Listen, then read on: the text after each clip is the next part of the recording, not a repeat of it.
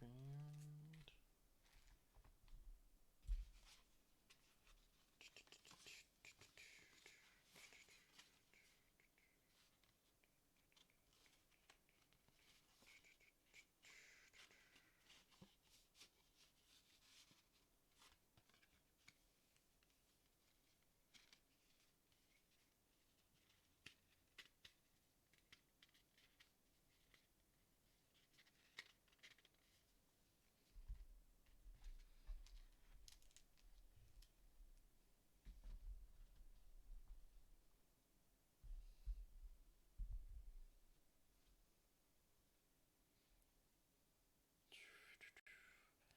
So I just finished that Gucci review or whatever. Now we're ready to actually start the process of streaming. Yeah. Stream. Let's begin the stream. Who's ready for a stream? Show you. Well, let's kick it, girl. I'm gonna just keep that right in here. No, the dirty socks. The clean socks. And this is my little bag to keep it in.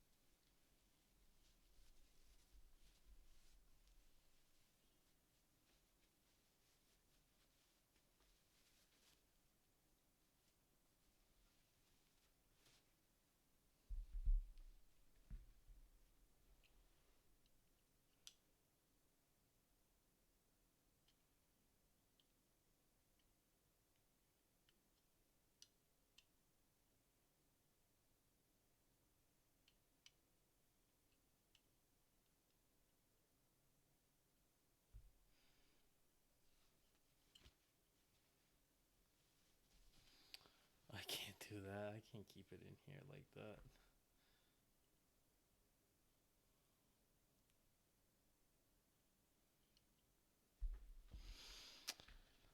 But hey, I mean, it's Gucci.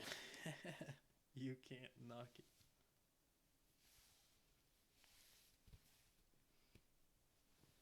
It's also hot as fuck.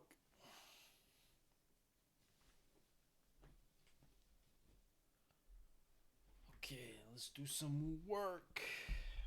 Work.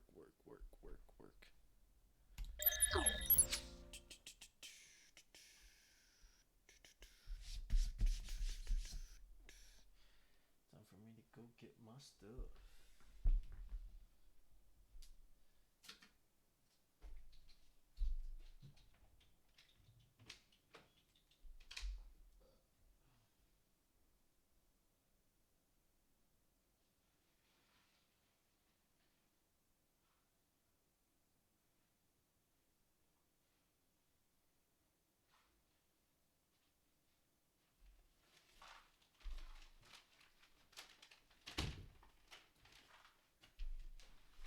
Well, let's get down.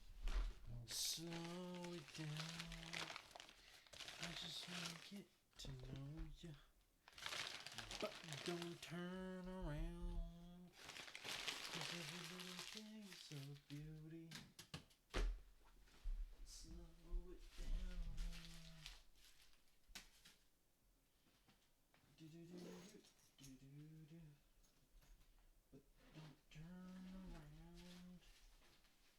Do-do-do-do-do.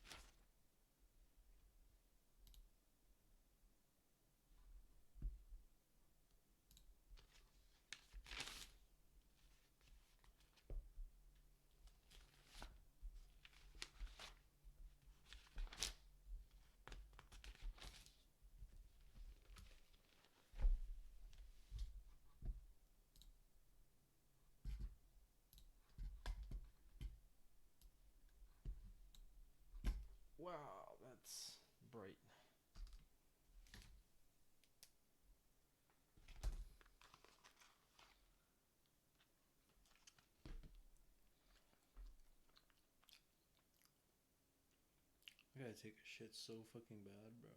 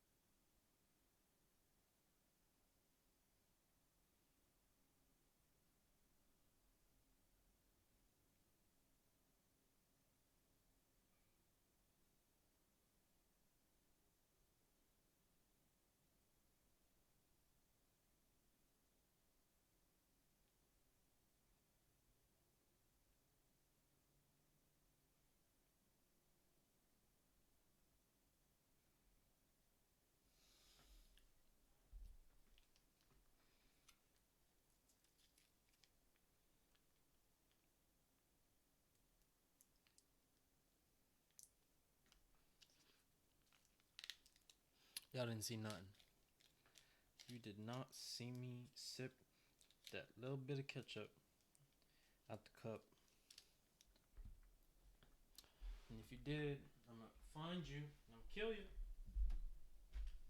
I'll pretend you don't exist and get rid of you. Wipe you off the face of the planet. But don't turn around.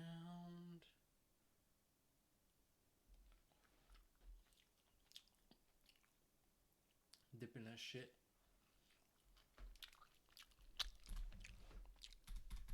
Live and in 3D.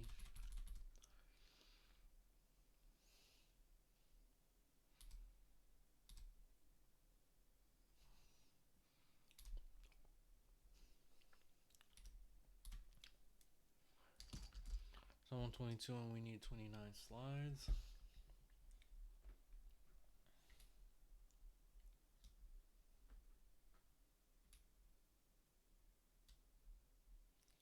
Yeah, that's it.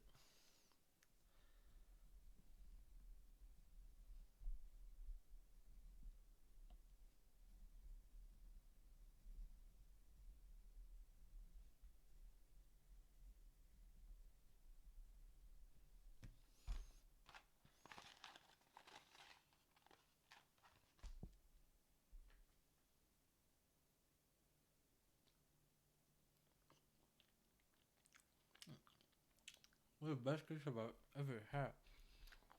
Because it tastes good.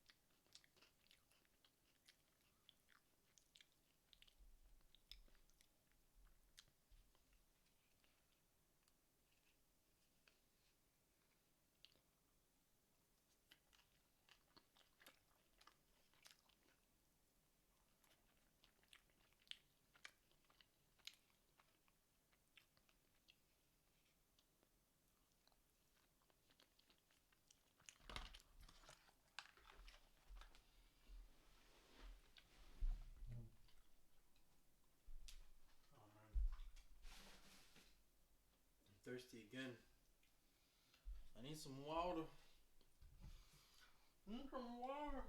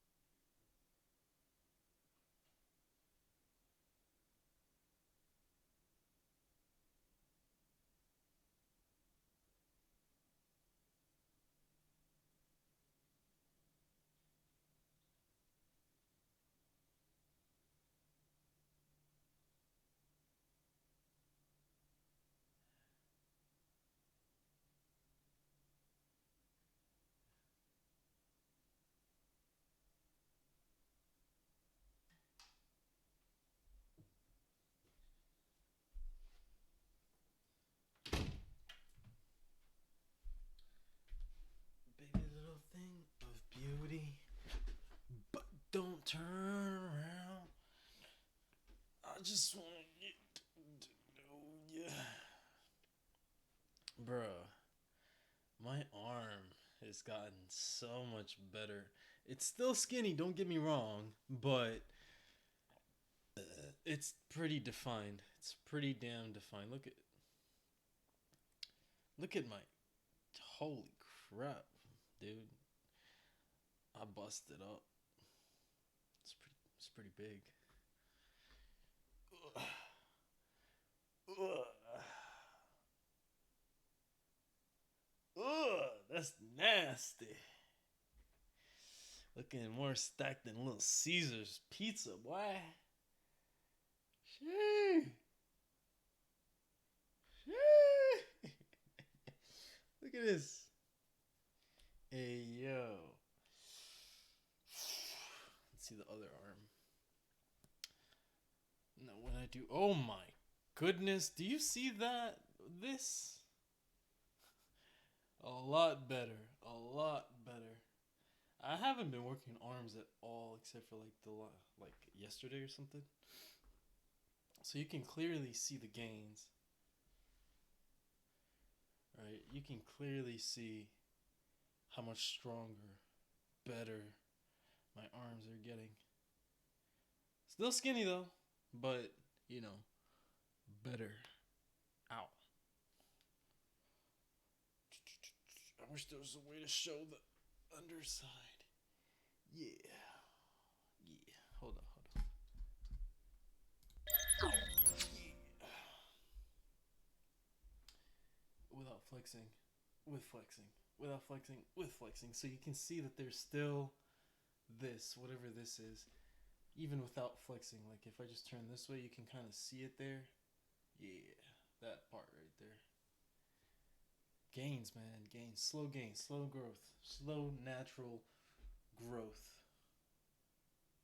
Bigger arms. Eventually. Not yet. Not yet.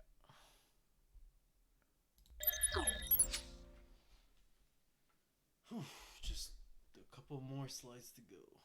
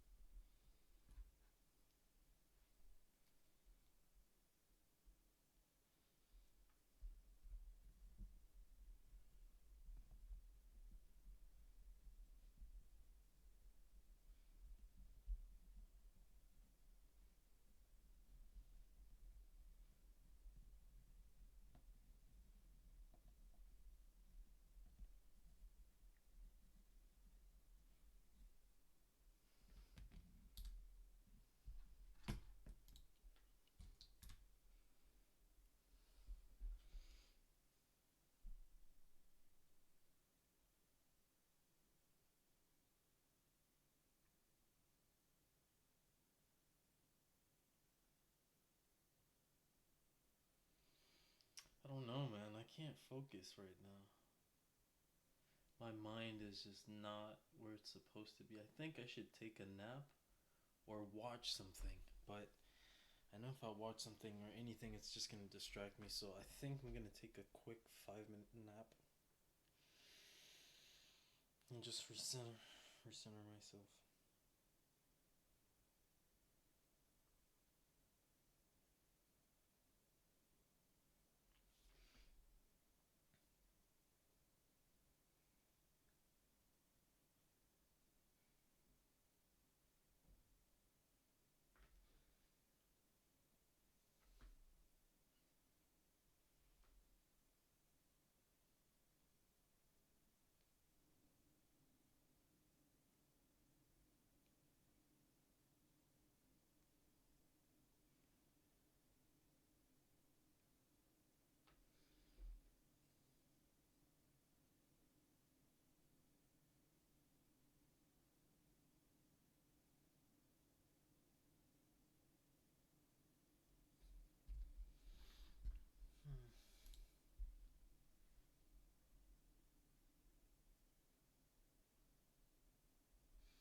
Oh, video editing, highlighting.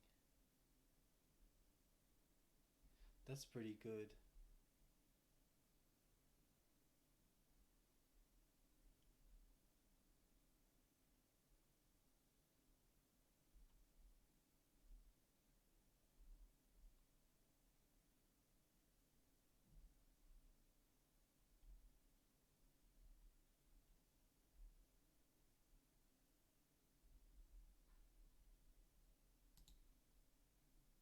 But don't turn.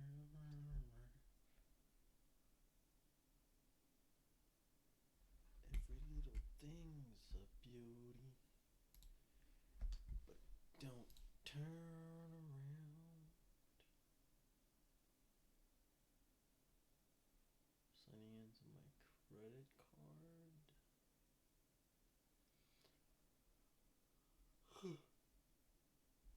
I haven't signed into Indeed in a while.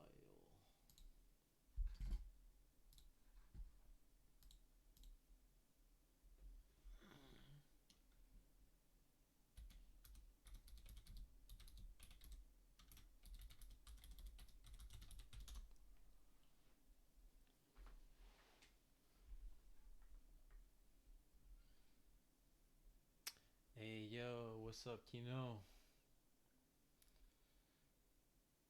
Check the new frames, you know what I'm saying? Oh, yeah, absolutely. Send it over. You got my Discord. I was just looking at some jobs in my area for artificial intelligence, and we're looking at about, I don't know. None of these are actually AI. I want to find the AI jobs.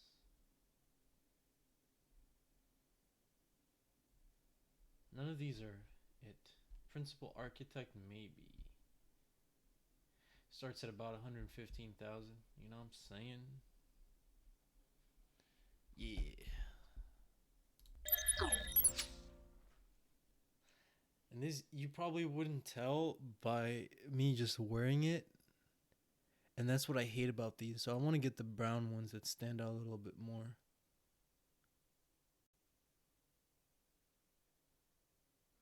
You see that?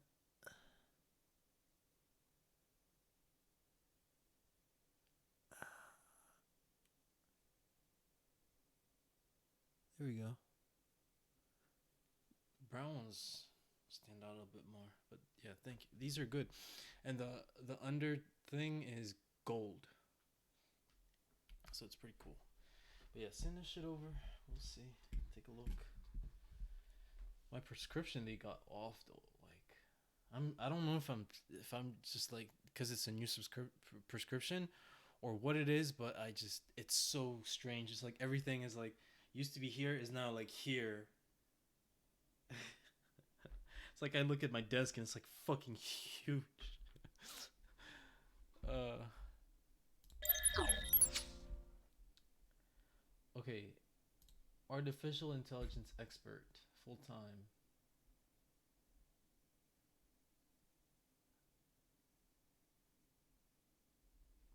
Not senior, just like a junior engineer architect. Maybe I should type in engineer, but not senior. So let's see. Most of these are senior. Software development engineer, I guess.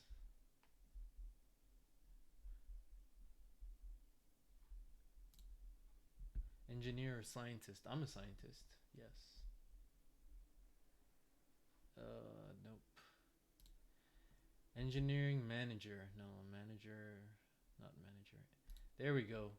AI ML. Looks like 62 to 79,000 estimated, but that's not really it.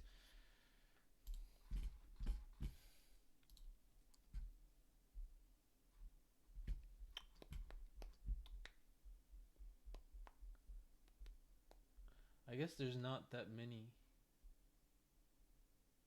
But we're looking at moveworks.ai 118. Lead engineer, no.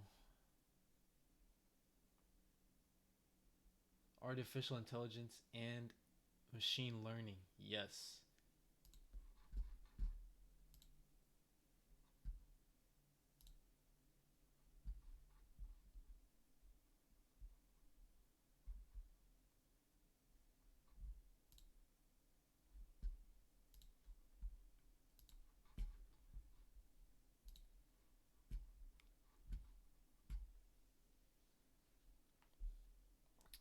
Software development, research and development.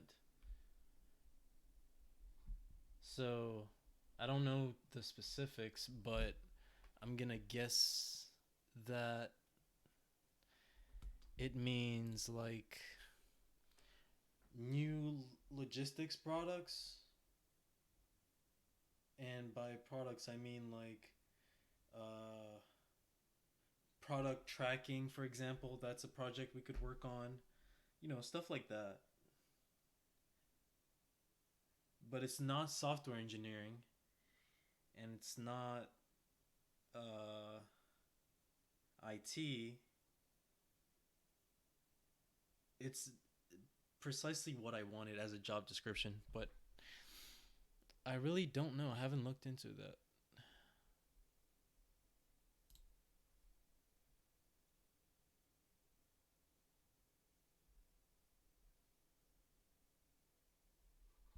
No, no, no, no, not at all. Main updated PDF. I don't see it. I saved it.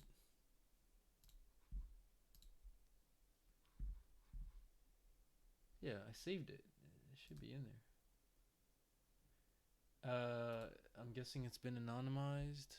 Yes, it has. Okay, let's take a look. Definitely not product manager. But I have to look and see. Okay, okay. This is good. This is great. Very condensed. The fact that there's some space just tells whoever's reading this that hey, I don't waste time or energy. You know, you could find other things to put in there to fill it up, but this is more than great. Yeah, you could fill it up if you want to, but this is great. Education. Oh yeah, you could put an outline at the top, like I did. But okay, education, BS in combined program. Yeah.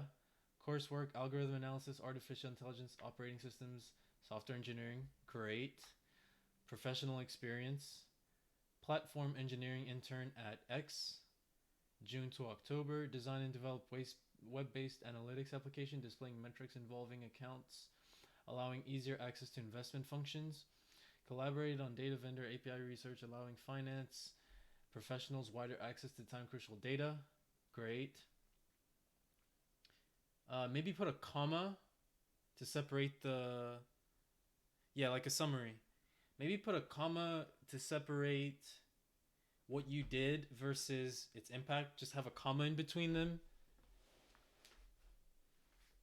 Because where is it?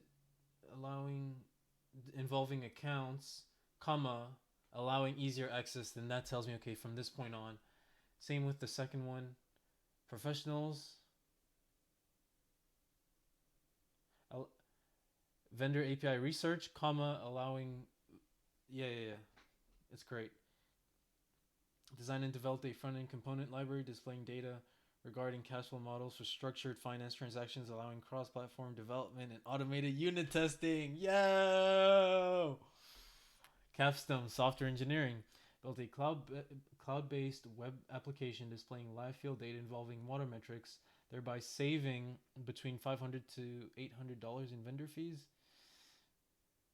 Uh, just say reducing costs or reducing vendor fees, but just reducing costs. $500 to $800, they're gonna be like $500 in terms of what? reducing costs, but it's great. It's great regardless. Research software engineering built a web application that assists in the collection, analysis, and distribution of data concerning philosophy PhD programs and graduates, promoting transparent data practices in the field. Yes, perfect. But you see how in that sentence there's a comma at the end of it all? Promoting. Then I know, okay, from this on, this is the second part. Piloted the migration to newer web technology, increasing the load page. That one's perfect. That one you already have, perfect. Those two bullet points are perfect. Professional experience, just add some commas, and then for capstone, just put in reduce vendor costs.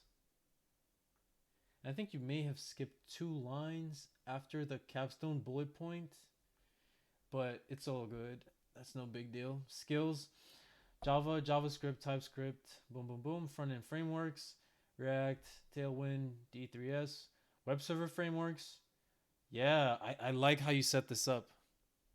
Yes, comma between those two. I love your skill sections. It tells me, oh, front-end frameworks, web server frameworks, so I don't have to guess. You know, this is good. Projects. Yeah, yeah.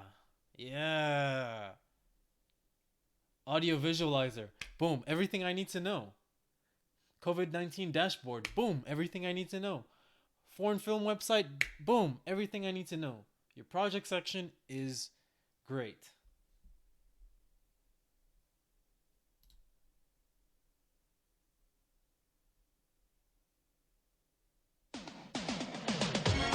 I knew you'd do that. I thought.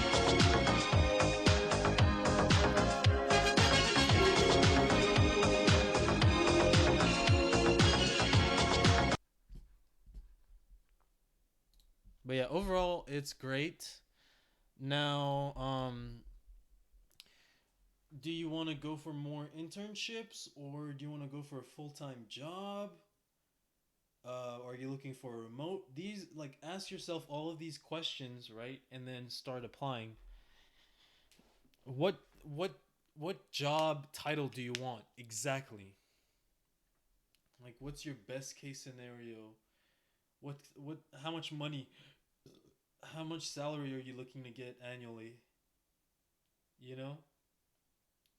All these things and then start applying, baby. Start applying.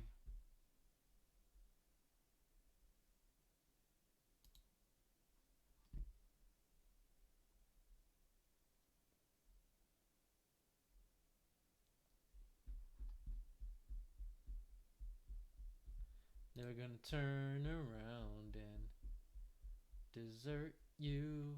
$50 to 65 an hour is how much I'll be making. I'm gonna ball on you, broke ass hoes. I'm gonna turn around and ball on you. Do do do do do do do. Do do do do do do do do do do do do. Sing along. Do do do. We are CS majors and we're gonna be fucking rich. We'll never have to work in retail. Do do do do do do do. Do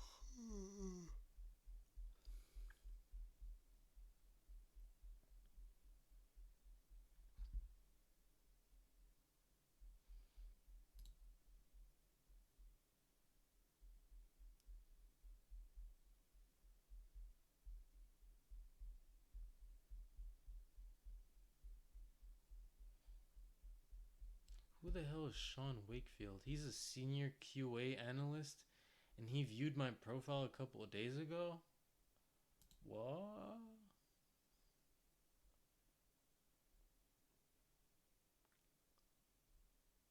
It says here we were in college around the same time.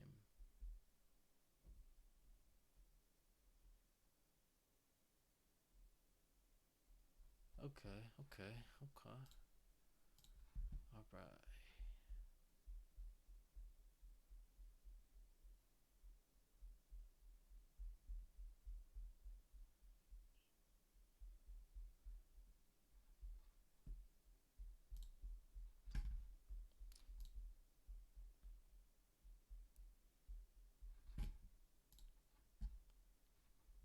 Never gonna turn around. Hey yo, what up, car?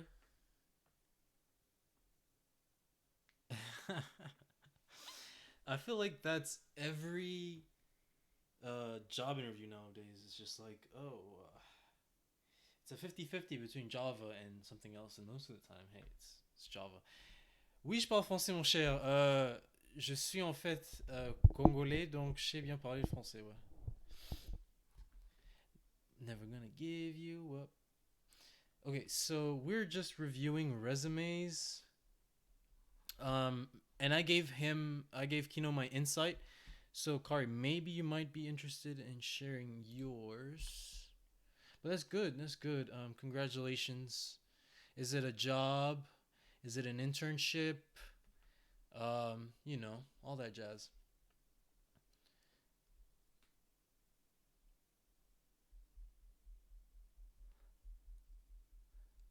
I know I got my internship lined the fuck up, and there is nothing anyone can do about it.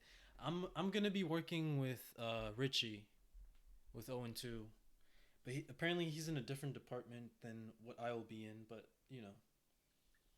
hopefully there's some overlap, and I get to play some Tekken with my boy. Let me see.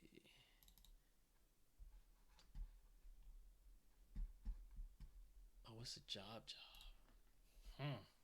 Okay. Well, congratulations then. But yeah, here he goes. That's his. I wonder if I can put it right here. Nope. Yeah.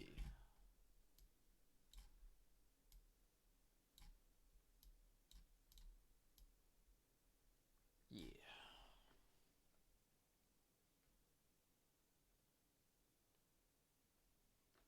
Oh man. Hey, at least you're still getting severance. So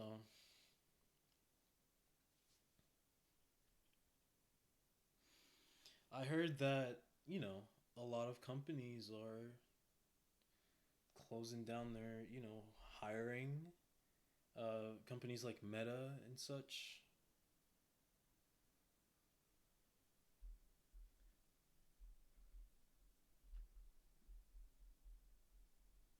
Um,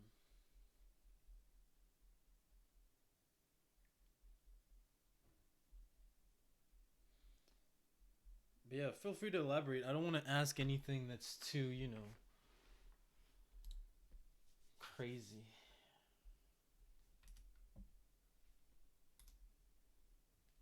So speak on what you feel comfortable speaking on, man.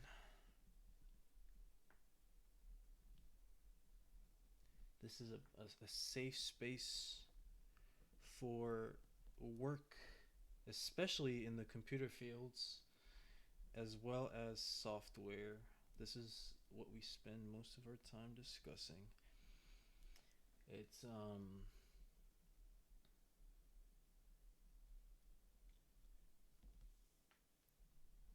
trying to get people hired and stay hired.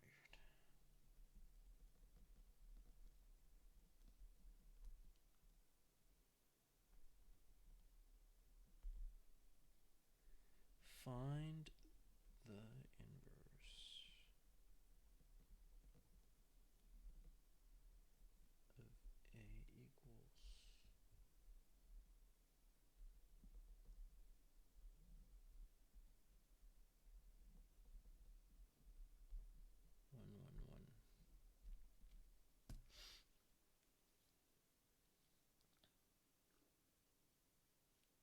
Yeah, it has something to do with the stock price going down as profits go down, and the companies are just like, "Yo, we gotta tighten up. We gotta tighten up." I don't know if y'all saw, but there's this one YouTuber guy. His name is Pan. I don't know if any of y'all know him. Frying Pan, and basically, he got an internship at Meta, and after the internship was down, yes, it's that growth is down, and there's nothing we can do about it except maybe, look for other places to work or try and start a business or something. Try and start get a damn startup going, and that's why I love about computer science is that it's so easy to either get rehired or start your own thing. Whereas any other field, let's say you're in marketing and you get laid off and then you have to find something else, you might have better luck getting another job than you would ever starting anything with just marketing. That's all I'm saying. But with CS, that's like kind of our culture. We get back on our feet really quick, and that's what I love about it. But yeah. So this YouTuber guy, basically, he finished his internship and waited to get an offer, and he got an offer for like $300,000, and I'm like, dude, you're just some regular Joe Schmo software engineer who graduated from God knows where, probably some high society school, whatever. Does that mean you're guaranteed to $300,000 a year? Fuck no, bro. What the hell? Some people just think it's some kind of like fantasy where you just go to school at some uh, fancy school, you get the highest grades, and boom, there you go. You just get the job. No, it's not how it happens. This is real life.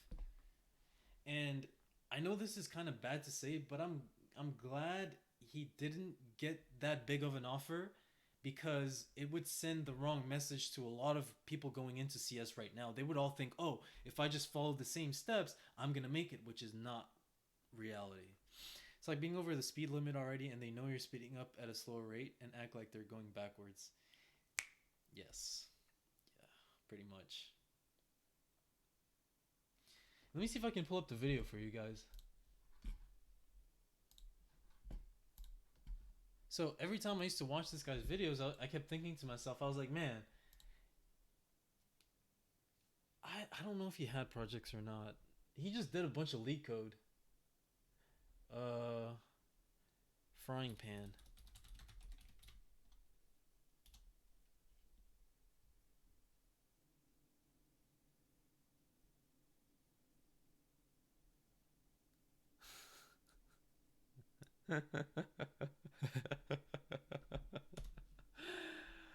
That's what I'm saying. Here, watch. Hold on. Hello and Merry Christmas, everyone. Wait, no, before I show this one, let me actually show the. Hold up. The other video. Uh,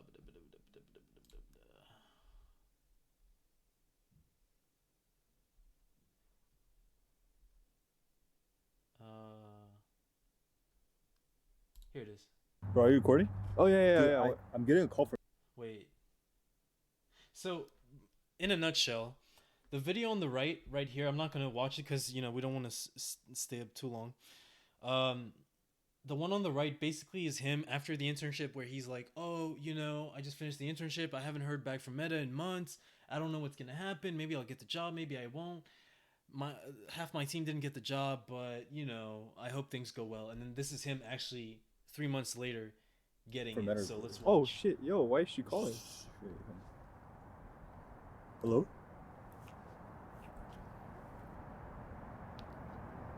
I'm good. How are you? I'm great, thanks for asking. I actually have some exciting news I want to tell you. So you did really well at your one internship, and I'm happy to extend an offer to you for a full-time position at Meta. Are you still there? Bro. Yes.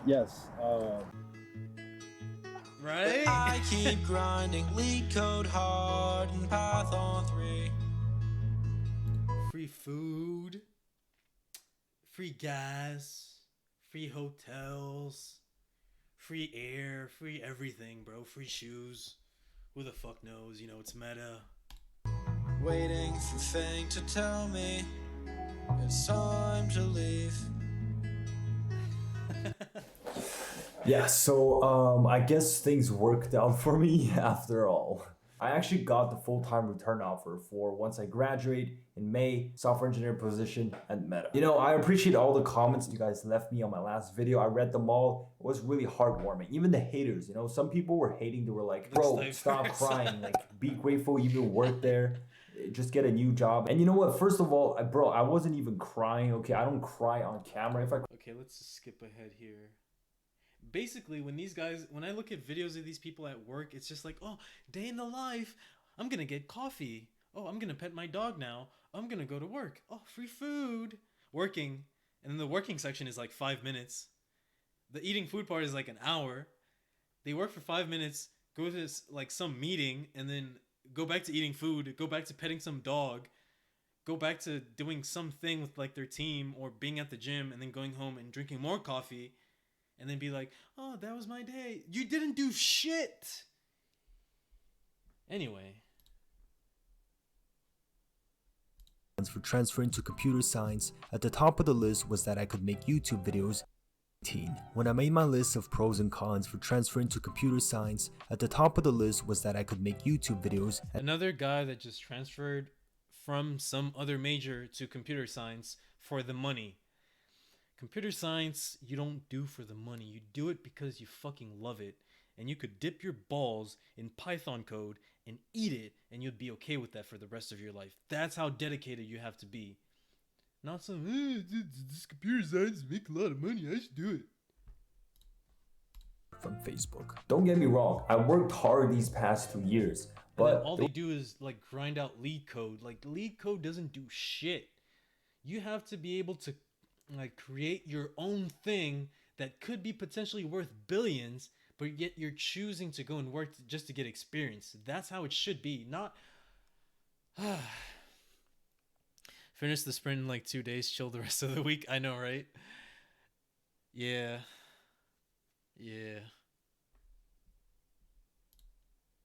Good to be back home. And since I've been back, I have been streaming, climbing, boxing, working out, and dating. As you should be. Not the dating part. Computer science people don't date. Yeah. No, but really, computer science is like, you have to be a level above what you're doing. Like, you have to be so great, you can do, like, finish a sprint and do more to get that return offer, you know? Like, you have to be constantly, and then you finish working, you go home, and you do some more work, or not even work, but like you practice. You learn a new skill, you learn a new language. You just never stop working. You have to get so much better, right?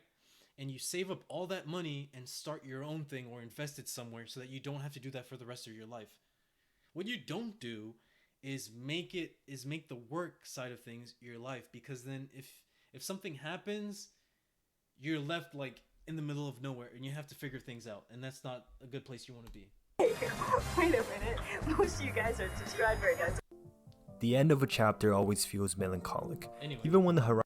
now let's see him get fucking railed. Hello and Merry Christmas, everyone. This year's Christmas, it seems I'm fortunate to have been blessed by Santa Claus himself. I asked for more challenges, and so I received the gift of losing my job. But I keep. I'm kidding, I can't play that intro anymore. So guys, I'm sorry for not posting for a while. I just finished my final I know, exam. that was a bit But sus, this title is but you not get the point. clickbait. I wish Alright. it was. I'll explain what happened, but I know it's unbelievable. I find it fascinating too how, against all odds, I got the return offer when most didn't. But turns out it was just a prank, and now I'm left unemployed, 2 courses left before graduation, and most companies has finished recruiting season 2, so I'm now kind of It feels so good to finally tell you guys this now, because I had to keep it to myself for a couple of weeks when I was doing my finals. I didn't want to think about this, and that was hard, but hey, at least I got good grades, right? So here's what happened, right? Basically, a couple of weeks ago, I wake up on a Monday, of course, freaking Monday. It's always Mondays. But it was actually a beautiful day. Blue sky, sun was beaming down. I was like, wow, another great day ahead of me. So the first thing I do is I look at my phone, right? That's a big mistake already. And I look at my phone, I'm just scrolling through my emails, like whatever. Then boom, Meta. Email from my recruiter. So then of course I proceed to read the email, and the email says, please give me a time for a phone call. Oh boy. And at this point I'm already like, shit, this email has ominous vibes to it. This is it. Doomsday is here. My time has finally come. But for the few days after that, until the phone call, I was just straight coping. Right? I was like, no shot. There's no shot that they're gonna rescind my offer now, the worst possible time possible. When recruiting season is over, I'm in my final exams, I'm about to go on vacation. No shot. Now is when they attack Penn, right? There's no way. Imagine going on vacation before you made it. Like, what are you even celebrating? They're probably just gonna call me to wish me and my family Merry Christmas or something, right? It's not a big deal. Don't even think about it. So then the day of the phone call finally comes. Pick up the phone. I'm like, hey guys, happy holidays. How's it going? Do you need something from me? Hey, Mr. Pan, your offer has been rescinded.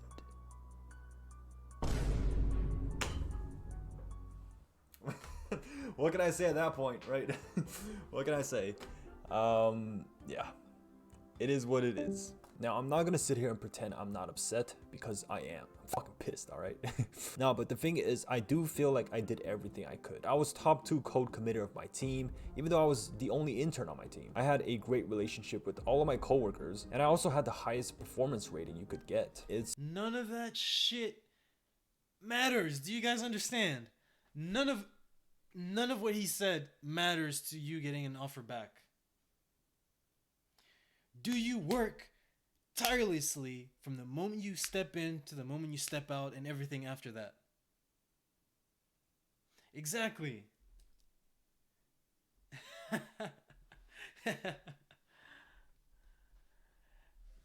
I did beat you to it. But I'm glad we're on the same page here. Basically, these kids are graduating at the age of 22, 21, and 20 years old, and still living in like some kind of fantasy land where let's just keep watching. It's just that sometimes, you know, things there are things you can't really control. But honestly, looking on the bright side, I still have it better than most people, right? Like, at least I had the experience, and I still have you guys. I have a whole community here. He did build a community around this whole thing. But this means so I'm I'll give back him on the that. market, ready to mingle for a job. So I'm gonna have to ask you all to stop applying and interviewing for jobs right now, right? Until I get one first, right? You know what I mean? Here first, guys. So just wait for me, guys. Just wait for him. No, but I do actually want to ask you guys for some help. I am going to crowdsource my employment. For the first time in history, you are witnessing e-begging for a tech job through YouTube. If you think you have a position at your company for a hardworking and determined individual like myself, hit me up. I'm actually extremely professional and serious on the job, by the way. I don't want to bore you guys with too much details about my experiences, so here's my LinkedIn. You can pause the video if you want. Look at this. 4 full stack internships plus 1 TA. Where's Kino? Kino, are you reading this, my man? React.js, Go, Java, Python experience. Interested in full stack, back-end, front-end roles. Okay, this is pretty funny. Maxed out intelligence and charm. Charisma, probably. Peak Diamond 1 in League. That's like being Tekken God or Tekken God Prime. No one gives a fuck. Well, except if you're Tekken God. That's actually pretty sick. I'd give a Tekken God a job if you ask me, but was a lifeguard. Bruh. So yeah, I'll go back to interview prepping. I'll keep making videos and streaming. I also have some friends who want to make a startup next semester, and since I only have 2 courses left, I might join them. Things are definitely more uncertain now, but I think there are still many opportunities. I'll keep y'all updated, but hey, make sure to like, comment, and subscribe, because I might have to do content. Oh, he's got a bitch. He's got a girlfriend, but she's one of those, you know what I'm saying, pick-me's.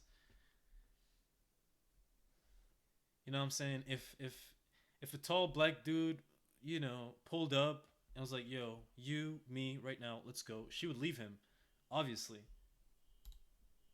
Full-time now. I guess I just can't catch a break right now. There's not going to be much vacation for me, but like, I do hope there's a lot of those kind of girls in the CS field. the ones that you can just sweep up. Hope everything's going well for you. So happy holidays and Merry Christmas. I'll see you soon. Clean up like a dirty and I rag have to on take the floor. this shit off now A dirty for the cum rag. last time. Goodbye, this badge. I'll be fine, guys. Don't worry. So, would you guys hire this man based on what you've seen? Because look. He grinds out lead code every day. He has his own YouTube channel and community. He is funny. I can't think of anything else.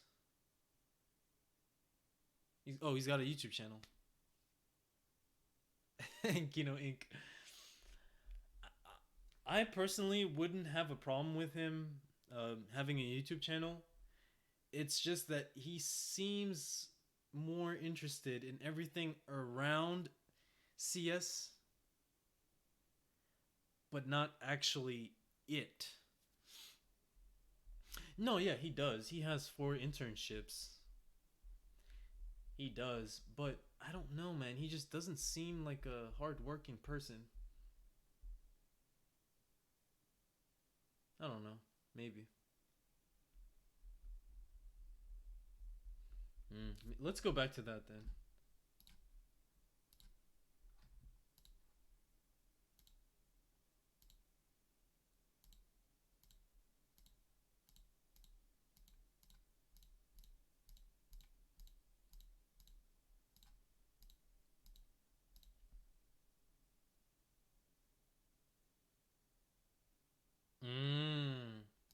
Good point.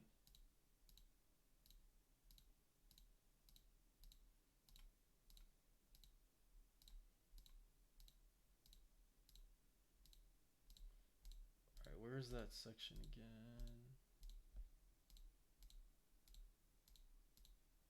Okay, here we go. 4 full stack internships plus 1 teacher's assistant, React JS, Go, Java, Python.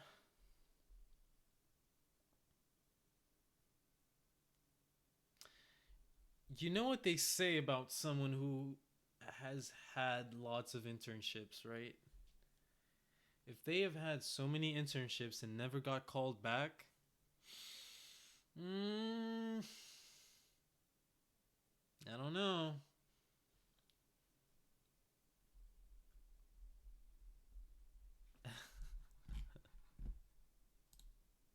Exactly.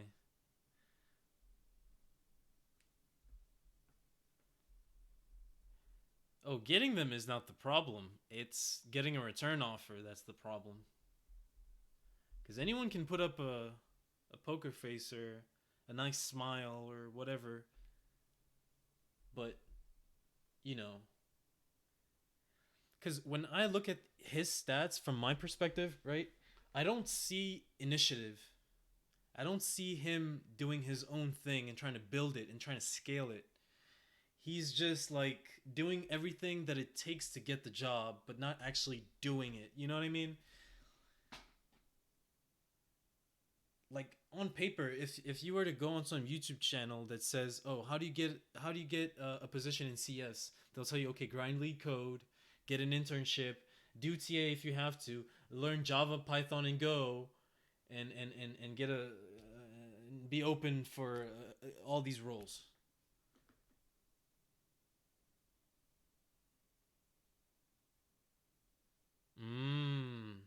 So he did get. So yeah, I would give him a 50 out of 52. Yeah. That's a good observation. That's a good observation right there. That's true. Yes, yes.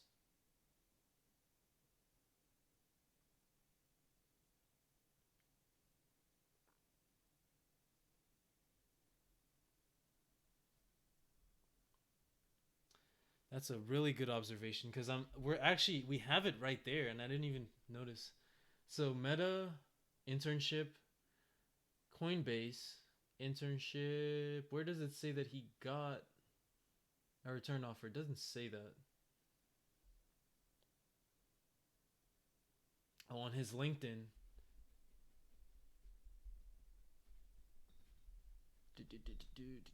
Genetech. Yeah, but that's the point I was trying to make, is that, like, please, people, don't live in the metaverse. Live in reality, please. Understand that, you know, it's not black and white. You do this, you do this, you do this, you get the job. It's all about pain. It's about power. Put in the work, put in the hours. You know what I mean? It's about drive. I'm sorry. Okay. Okay. There's not too many other YouTube channels like his, so his YouTube channel is great. You know, subscribe. You know, support my man's over here. But this and many other channels like his, if you watch their day in the lives, dude, they're so annoying. His is not that bad. Like, it could be worse. Yo, quick update. My name If is you watch, and I'm about to pull one up. If you watch literally any other one, bro. Pan, and I've been interning in Facebook for the past 7 to 8 weeks with a bunch of other interns, some you saw in my last video. Some full-timer was like, all these interns are taking protein shakes, but I bet none of them even go to the gym.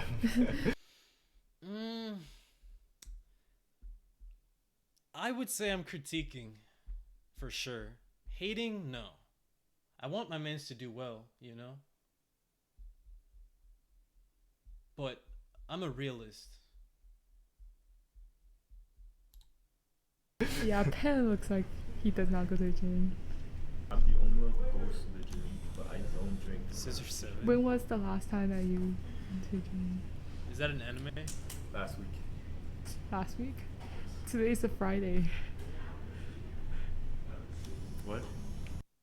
The truth is, we're all here this summer for one reason, right? To get that full-time return job offer. Well, maybe some of us are here just for fun. I don't know. But you know, it's not easy. And last week was the midpoint review. It's what they call it. Basically, your boss checks your performance so far and tells you if you are on track or not for an offer. Sometimes I get bored, so I just play like Clash of Clans while I'm waiting for the next project. Okay, I might check it out. But again, my point with this, and it's not his fault that I'm picking on him. It's just he's the best example of some of the things not to do. Worrying about some review. If you just work extremely hard and you give it your all and you focus on nothing else but your work and your grind and your skills and all of this, you don't have to worry about some midpoint review or whatever the fuck. You'll be all right. You will get that return offer. Let me see if there's any other day in the lives. Oh my god. And the ones where they're in college are the worst.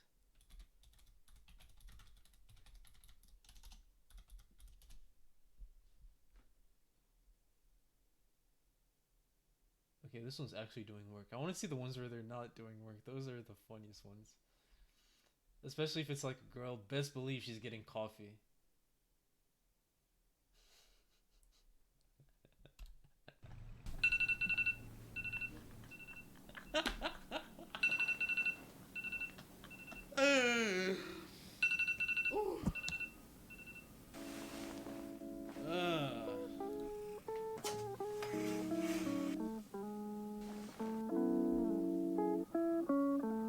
First thing she's gonna do is get coffee. Watch. I swear to God. So I usually start my day around 9 a.m. My work schedule is pretty flexible, so I can start anywhere from 7:30 to 11 a.m. I just wake up naturally around 9. I actually used to work with someone who came into the office at 5 p.m. when everyone was leaving, and then they would work through the whole night, but that is very atypical. That guy's getting a return offer. So 90% of the time when I work from home, I'll either be in a t-shirt or a sweatshirt, but for the purposes of this video, we can pretend that I always look like this. So I used to put on a lot of makeup every day when I started why? working from home, but now it's kind of a toss-up depending on how much time I have and whether or not I feel like putting on makeup. I decided to do a little bit of makeup looking this month. She's been having some health to separate, but I'm not quite. Oh, there it is. There it is. Hold on, is that coffee? To be honest, I Okay, get it's really cereal. Never lazy mind, about never mind. breakfast, so Code blue, I try to have a she's stash alright. of something easy that I can have in the mornings so I don't have to make anything. So today I just decided to have some. Is that late or early? Because my internship's going to be like 8:30 in the morning. So 10 a.m., I don't know. Is that late? It feels kind of late. Yeah. Tech YouTubers, man. You know what I'm saying? They get hired for the aesthetic.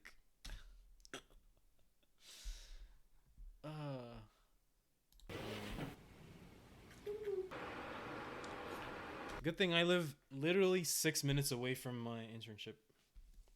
So I can probably run, like jog, or take a bike to work. Today we are finally doing the day in the life of a software engineer. This is a highly requested video on my channel. I don't really touch channel and so stuff. So I do every single day. Yeah, alright.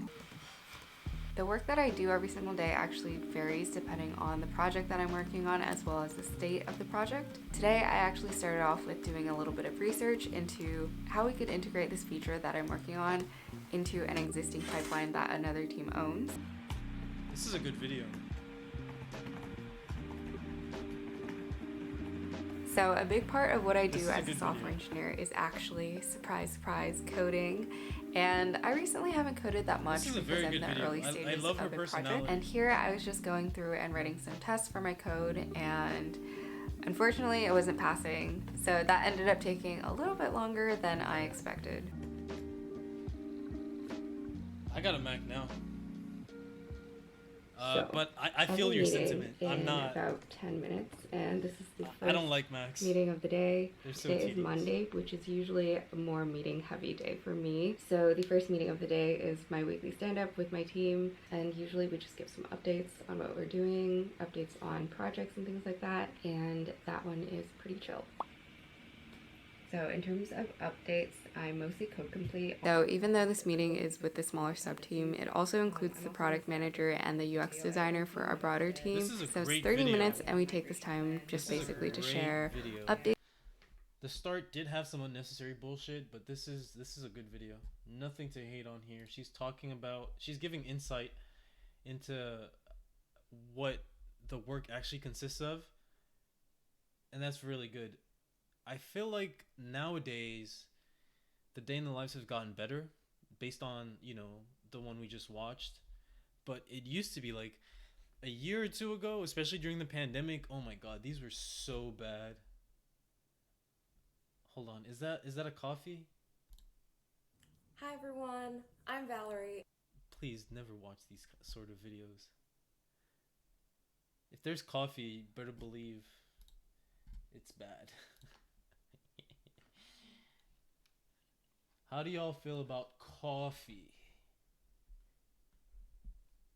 Do you need it? Are you addicted? You addicted yet? Huh? Oh, coffee.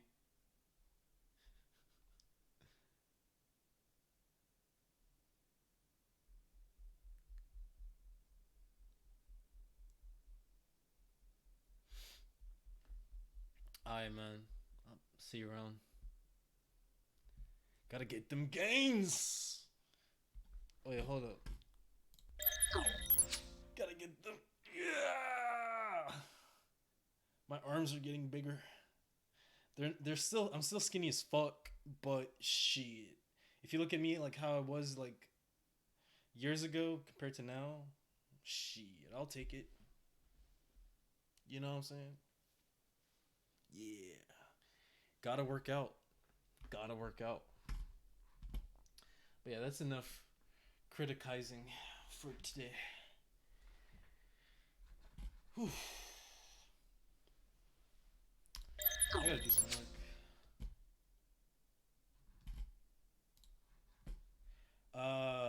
155. I used to be 140, so I gained like 15 pounds while working out. 15 pounds of pure muscle.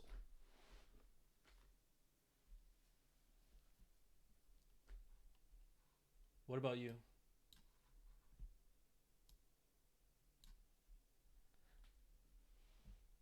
Sheesh. What are you taking, SARS?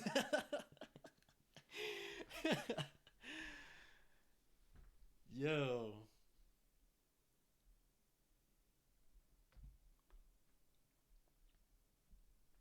Because I'm also like 100% natural.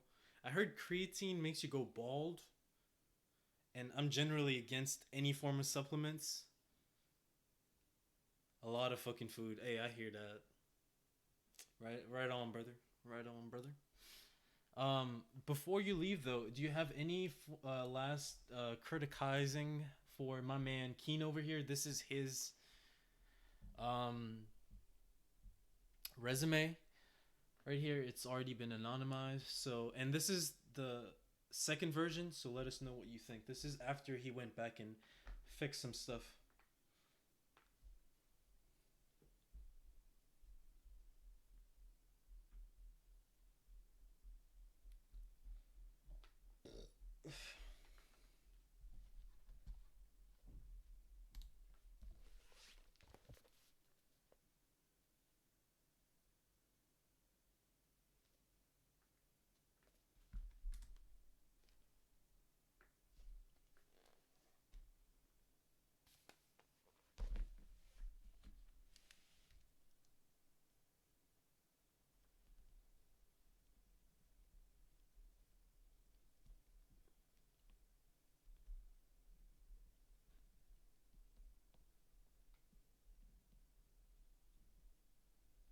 Because, you know, I might be able to give him my perspective, but I could be biased in some ways.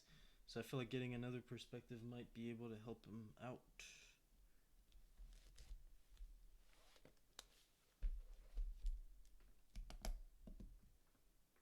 See?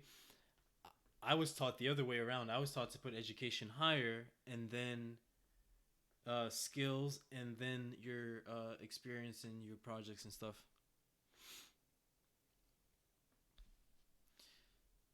But he's been told to put education further down and links to projects and relevant skills higher up. So links to project is good.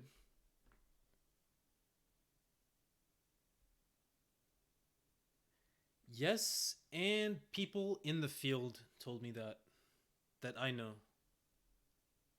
Maybe it was because I didn't have that much relevant experience, so I guess that's why I was told to do it that way. But I can definitely see where you're coming from. I do agree 100% on the links to projects. That's very important. I happen to have that too. Relevant skills higher up as well. Yeah, I do recommend that. So I guess skills higher and then swap out education and projects is something he could do. Mm.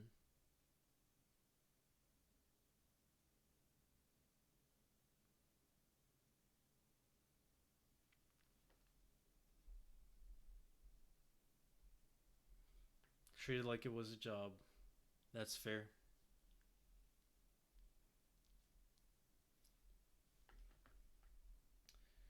That's fair.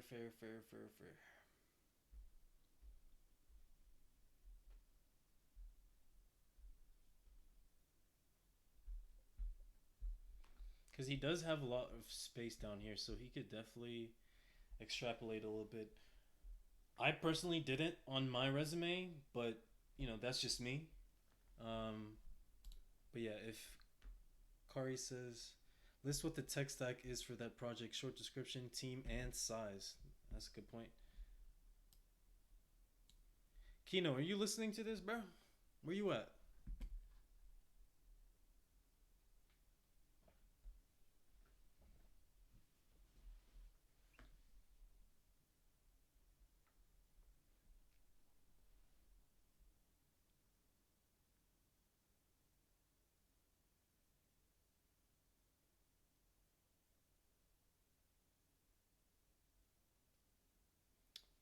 That's some good advice right there.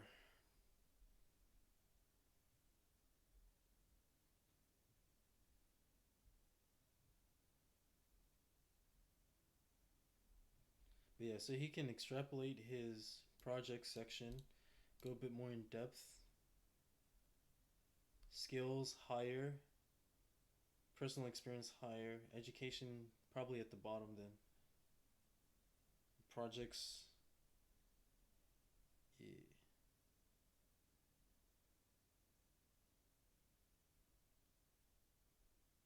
Yeah. Kino, I hope you got that.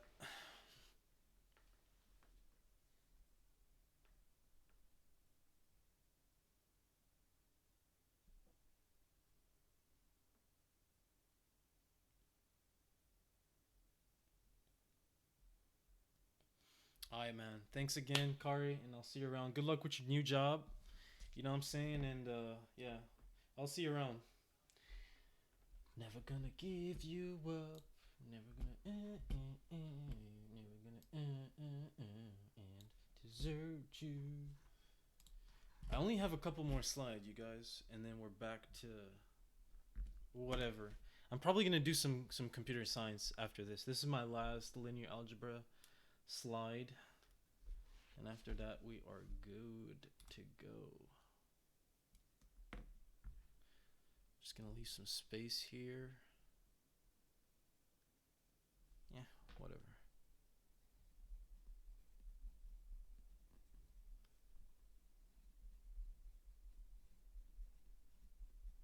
But I love this. I love this sort of interaction where a bunch of CS majors come together and do CS stuff. It's great. Because who else are we going to rely on other than ourselves? We can't rely on family. We don't have people in our families doing this kind of work, this line of work, you know, in the trenches, coding and shit. I know I don't.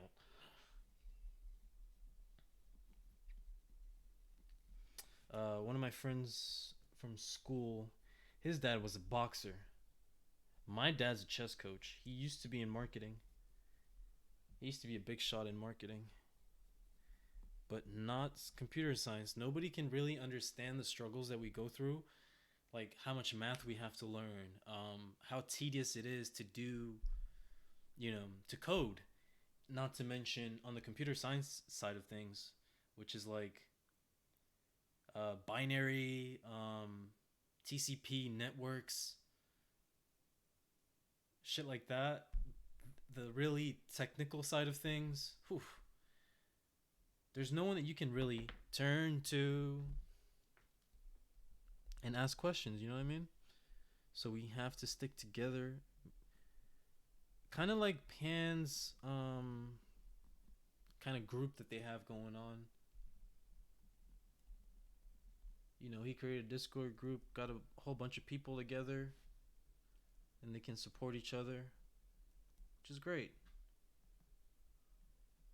I do recommend for most people going into it to get themselves a mentor like I did. I got myself a mentor, and I had a whole bunch of dumbass questions that I asked him, and he was able to give me some pretty good advice on most things. Well, a lot of things.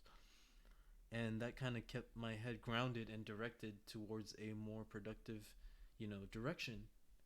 And I never have to think about anything that I don't have to think about. I just ask him. And he's in the field, you know. He's doing well.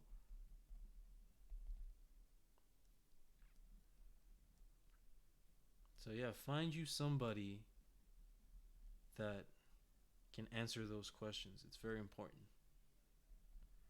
If not, I would have probably been a game dev right now and been making 50,000 and been hella stressed to knock shit out quickly, you know? But he told me, you know what? Don't even bother going into game dev. It's a waste of time. You're not going to get paid enough. Don't do it. And I was like, shit, say less. I like video games, but you know what I like more than video games? Money. I like not being homeless. You know what I mean? Like, I like not being homeless and being out on the street. I like not working retail. That's great. I like that. And I like this thing called job security. It's great. Which apparently there is none in game dev. Um, so yeah, he definitely did not recommend that. He recommended going into CS, and I love the idea of being a CS major anyway, and I love the idea of AI anyway. So when I found out that, the school I was going to be going to, I didn't even plan on going to college for a 4-year degree. Honestly, I just wanted to get a 2-year degree and just get a job and start making money right away. I didn't give a fuck. But somehow, some way, I planned it out so well that I had more than enough money at the end of my 2 years to go and complete a bachelor's degree, and that's what I'm doing now. And so my finances and my plans are just like 5 years ahead, and everything is it's just a matter of time before things start falling into place, and it's all good.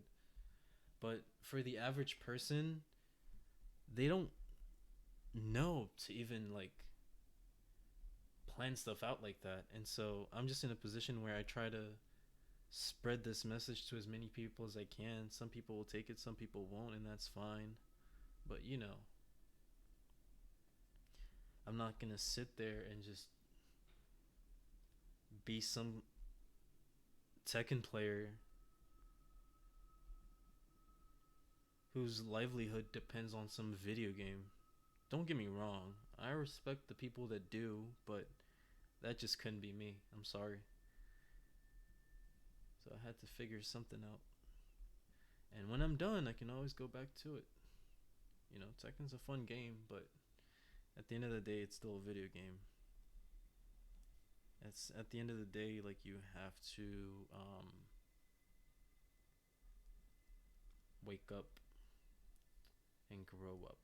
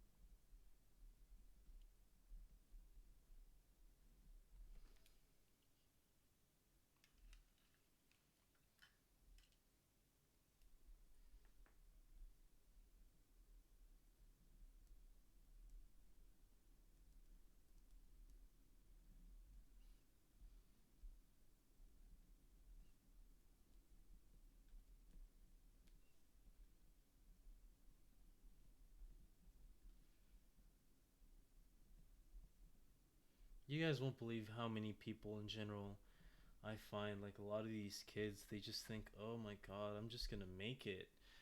Because I'm still in school and I'm still having to deal with a lot of these 18-year-olds and stuff like that. And a lot of them think just the same way. They're just like, oh, yeah, I'll become an anesthesiologist. What's the highest paying job right now? Anesthesiology? Alright, fine, I'll do that. I don't care how long it takes. 9 years? Fine, I'll do it. Oh, it's hard? I don't care. We'll get there when we get there. It's like, dude, it's not how the world works. You don't just sit on your computer one day, decide something, and then it just happens. You actually have to work really fucking hard to get to where you want to go.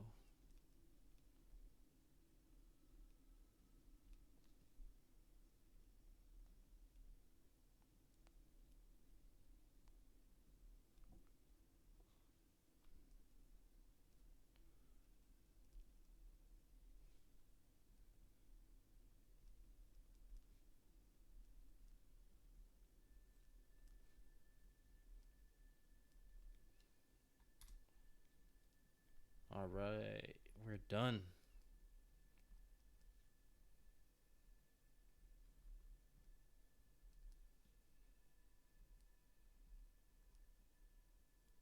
I didn't understand anything of what I just wrote. Any of what I just wrote, and I'm just writing it, and then I'll practice the homework later. But I'm just gonna be taking notes all day today.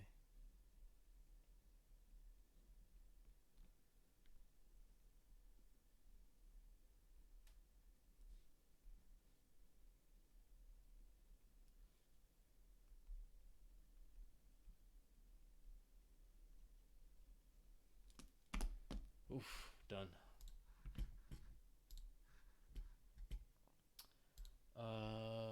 I'm gonna go ahead and take a break. When I come back,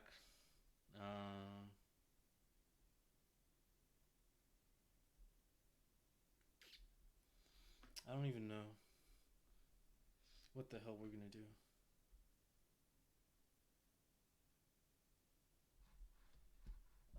Probably some parallel. I know it's been in my title for like a couple days now, but it'll actually be inside.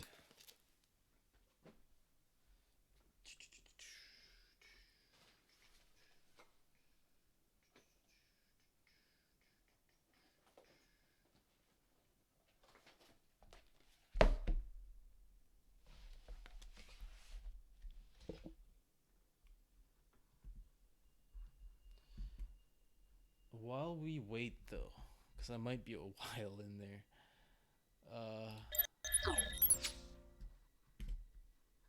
any music choices from y'all? Because I'm about to put something. I don't know what.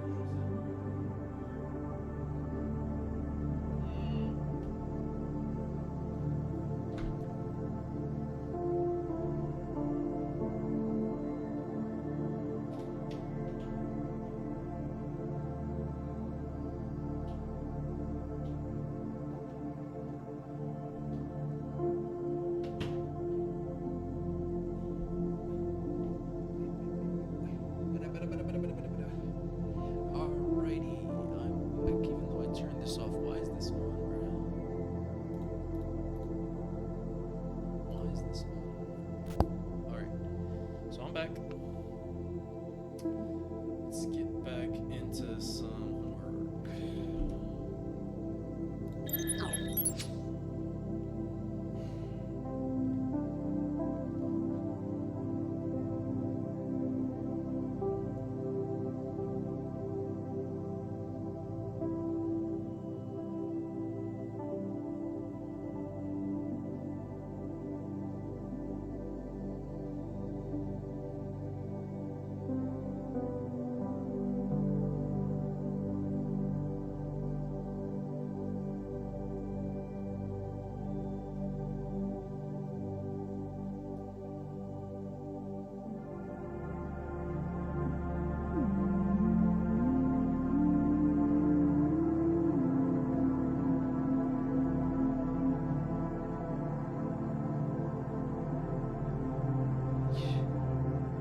You're such a pain in the ass.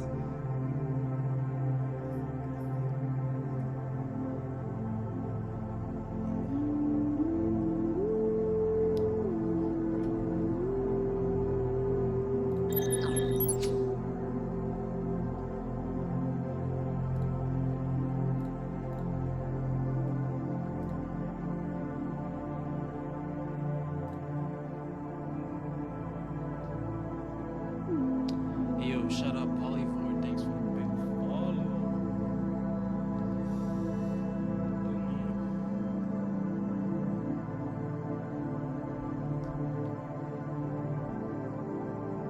Alright, so math, kinda good.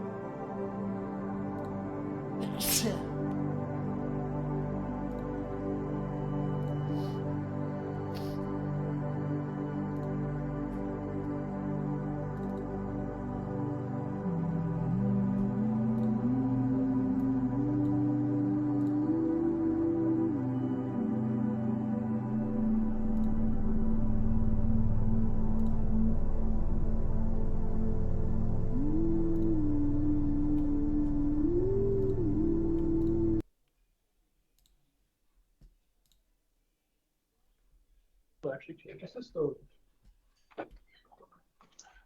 Anything that you're working on nowadays? No, I didn't just work on that. Okay.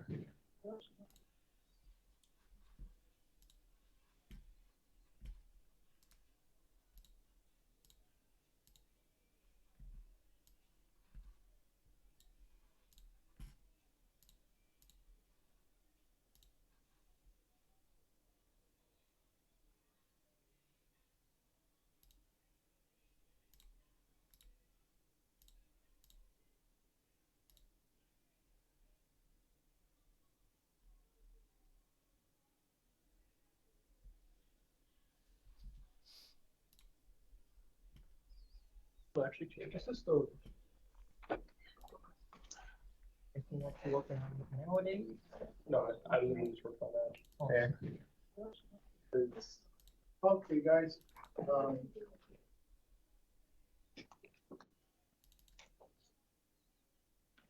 Let's see. We have about 41 of you.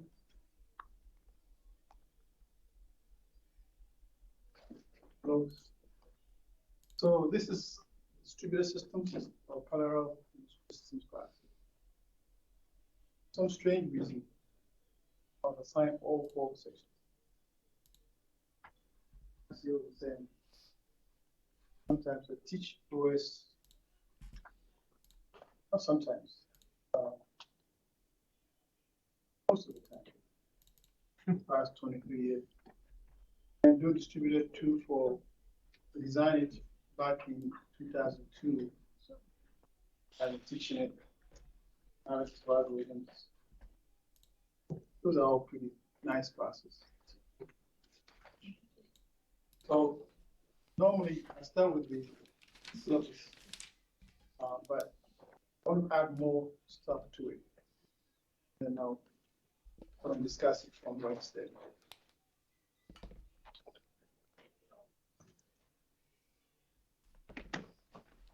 So today I will start the actual lectures. How many of you have had operating systems? Was everybody here has OS as a prerequisite? And I'm told that everybody here made an A in the operating system. Yeah, something like that. I'm thinking OS right now. That's fine. Oh, that's taken as a prerequisite. There won't be too much of OS requirements here, but at some point you overlap what I'm talking about here. When you get to distributed systems, you might have got up with the process concepts, process synchronization concepts, and you should be okay. But I can count on my fingers how many students have taken my OS, I'm teaching it, and my distributed at the same time.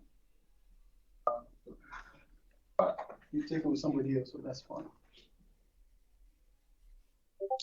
So we meet here on Wednesdays. The online students, some are joining us in a synchronous mode, even those asynchronous order. So I do recording of the lectures and I post that the URL to the MP4s to them. You guys, though, since it's a face-to-face, you don't have access to the MP4 files, the recorded files. You do well to be in class, unless there's something that is so extenuating that you must skip class. So you paid for it, you see. You why not come? Face-to-face students have an extra edge in terms of the activity, the interactions that go on.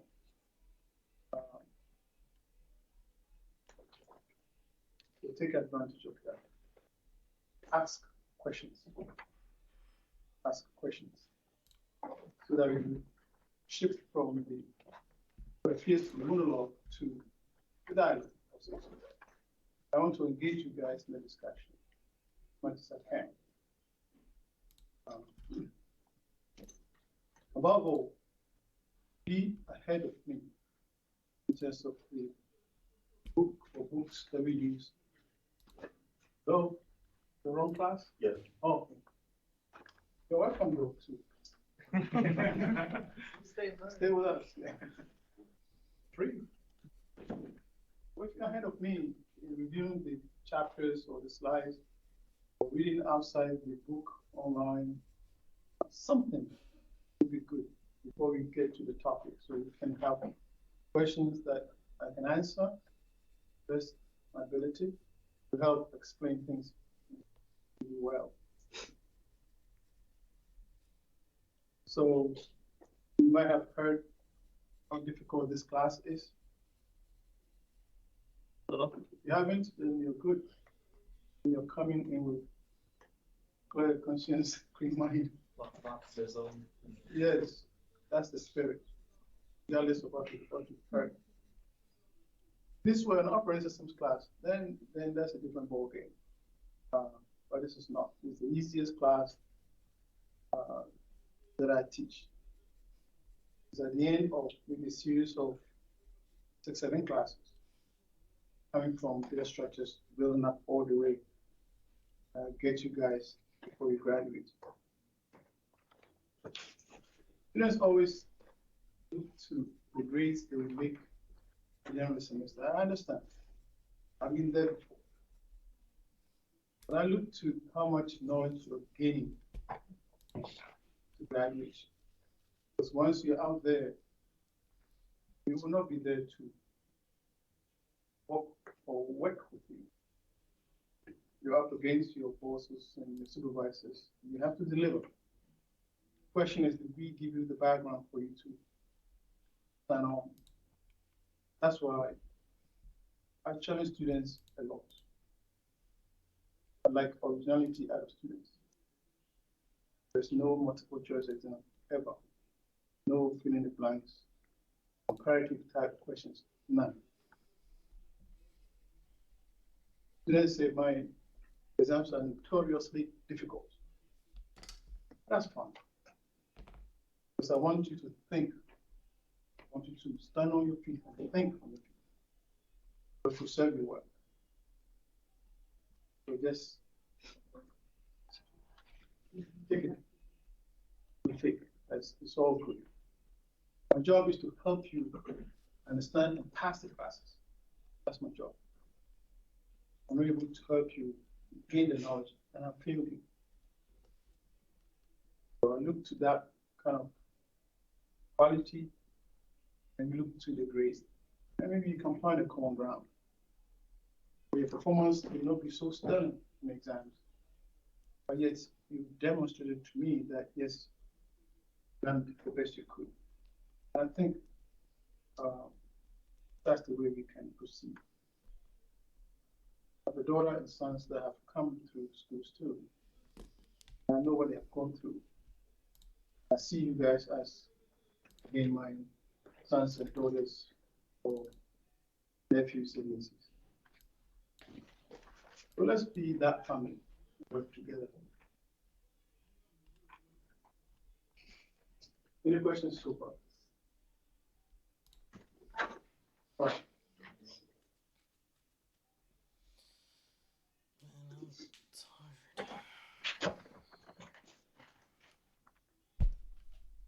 So let's relax. And now, looking forward. The question I'll ask you right off is,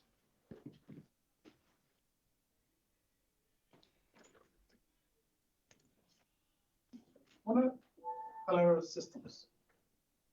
Let me say, I want to write code for the parallel system. In other words, the code will run in parallel. What does it mean? Fundamentally. You get two pieces of code running concurrently on the same function. Okay. I'll take it. Code executing, operating on the same data or same task, but executing simultaneously on like two different processors. I'll take it even more. I like that one a lot better. Me too. Any more? I'll be bashful. I always know every student's name by 3 weeks into the semester. I will.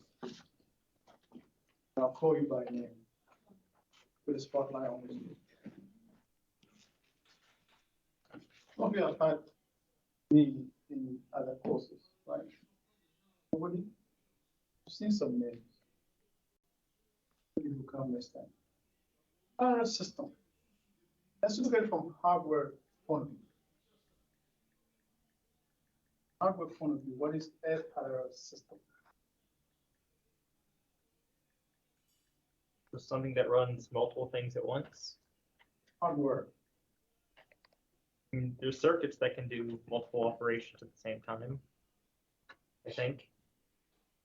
Okay. So what would constitute parallel system hardware or architecture? I mean, like having two processors that are just running. And when you say the architecture, what does it mean? Like that's nothing. Okay. Keep going. I was saying that they still have to be connected in order to be part of the system. Right. Somehow there's a way to organize, structure your hardware component, namely your CPUs or your cores or your computing nodes. You need to organize them. That's why we have the course for computer organization, right? It's a recording. But Kari had given you some advice. It's still in the chat. I don't know if you can read it.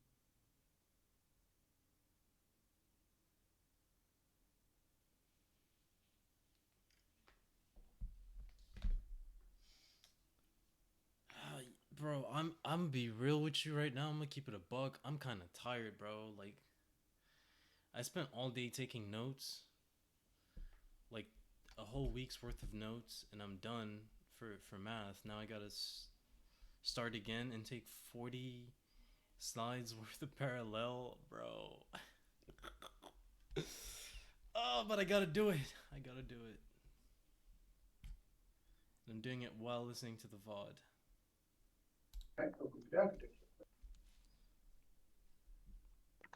So if you look at it closely, as you go from computer organization class when you took it, you have layers that will define the computer architecture, isn't it? The topmost layer is about programming. Bottommost layer is about what? Cores, hardware, an abstraction. That's what we're told in that course. So what we are saying is, if I have parallel system, then hardware is just nothing but a configuration of some way of organizing the individual cores or CPUs so that they can be engaged to solve a problem. Is that fair? If we don't organize them, we don't interconnect them, they cannot talk. There are many ways that they can communicate. We'll talk about this. Oh, So right multi-threading is pretty easy.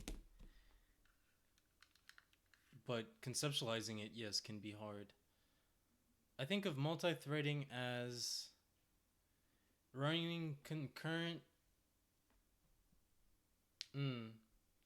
running concurrent tasks. So let's say, for example, a computer, an operating system wants to run two tasks at the same time. It needs to create a thread to run that task and another thread to run another task.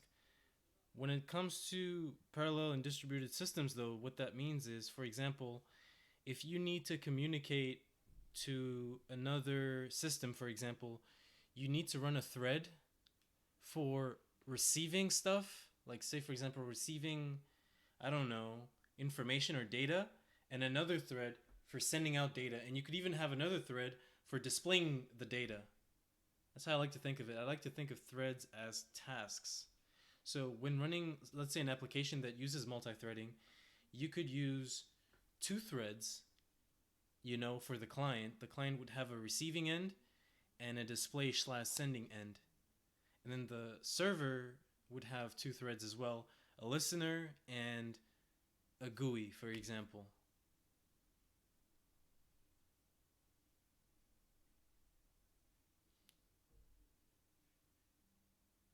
Oh, is it the core of your operating systems course?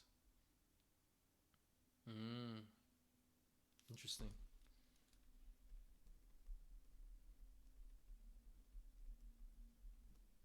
So I have a rough idea of what it is.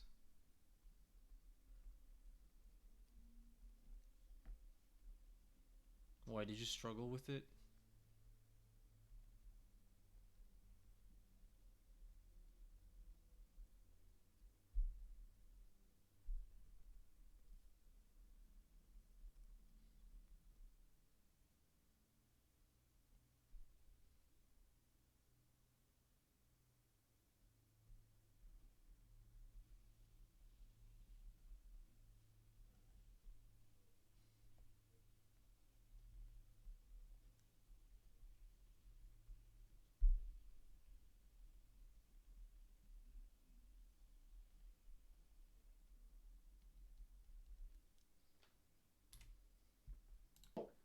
You want to understand what a parallel system is from hardware point of view. Now, if I say I have 4 cores, then I can organize them in a number of ways, right? I can have all 4 cores on a single board, circuit board. You'll all be sitting on a common chassis or bus. So they talk over the bus. That sounds... That'll be one way of beginning to organize them. rough.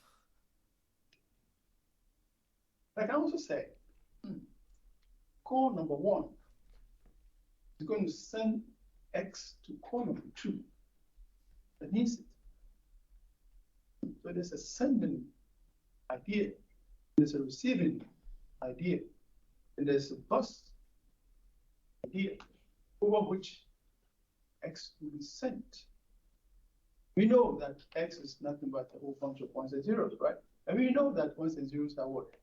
Positive 5 volts, negative 5 volts, right? And so therefore, this piece of wire here, at some point is going to get warmer and warmer and warmer, isn't it? Oh, by the way, how are these cores made? These computing nodes, these CPUs, these cores, what are they made of? What are the building blocks of your cores? Transistors, gates, an assembly of gates into what? Memory chips, into the processors, ALU, buses. Ring a bell?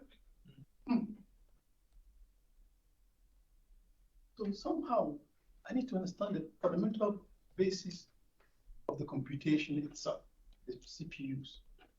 Each one has its own ALU, right? And various buses, all that stuff. It has got. There's a software side to it. You and I know that hardware will not do anything for you. unless you have software that will run on it, right? But hitherto, you and I have written what? Serial code all our lives.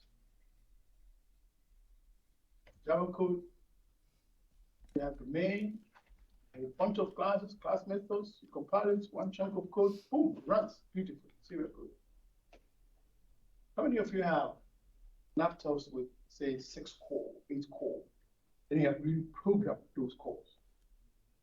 Yeah?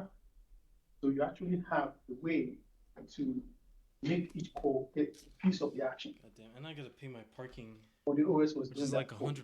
It's so annoying.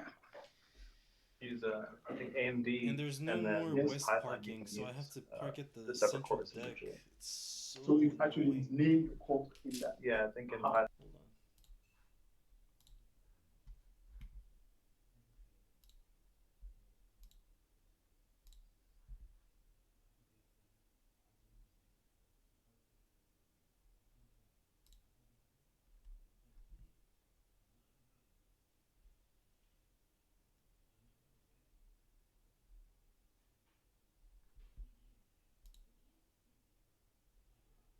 Oh, they brought back the classic map. No, I want to see the new crazy map.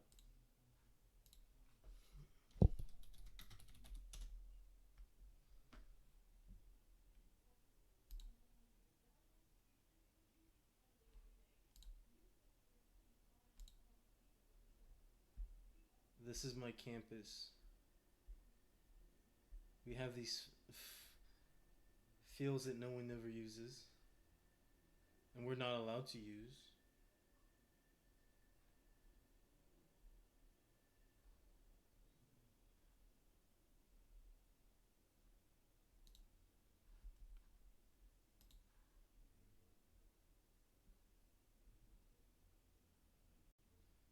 But yeah, so I usually park at the west deck right here.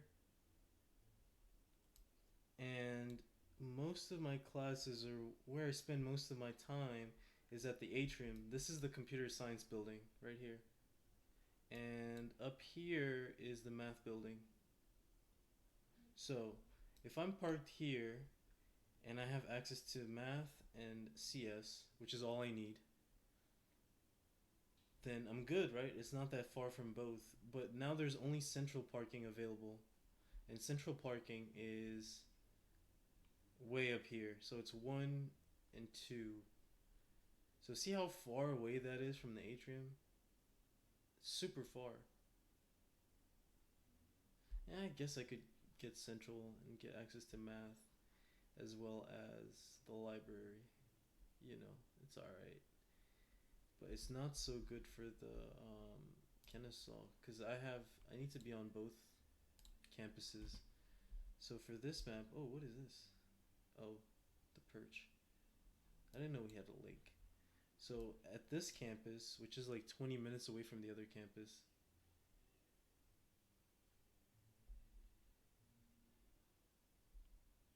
I need to be at the social sciences building. And this is the west deck. See how close that is? Whereas if I get central parking, I'll be all the way here.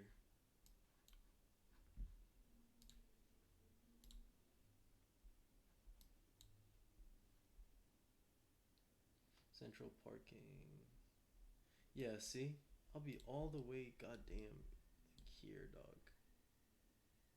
I'll be all the way here, and here's my building. So I have to walk from here all the fucking way. Boom, boom, boom, boom, boom, boom, boom, all the way here. That's not cool at all.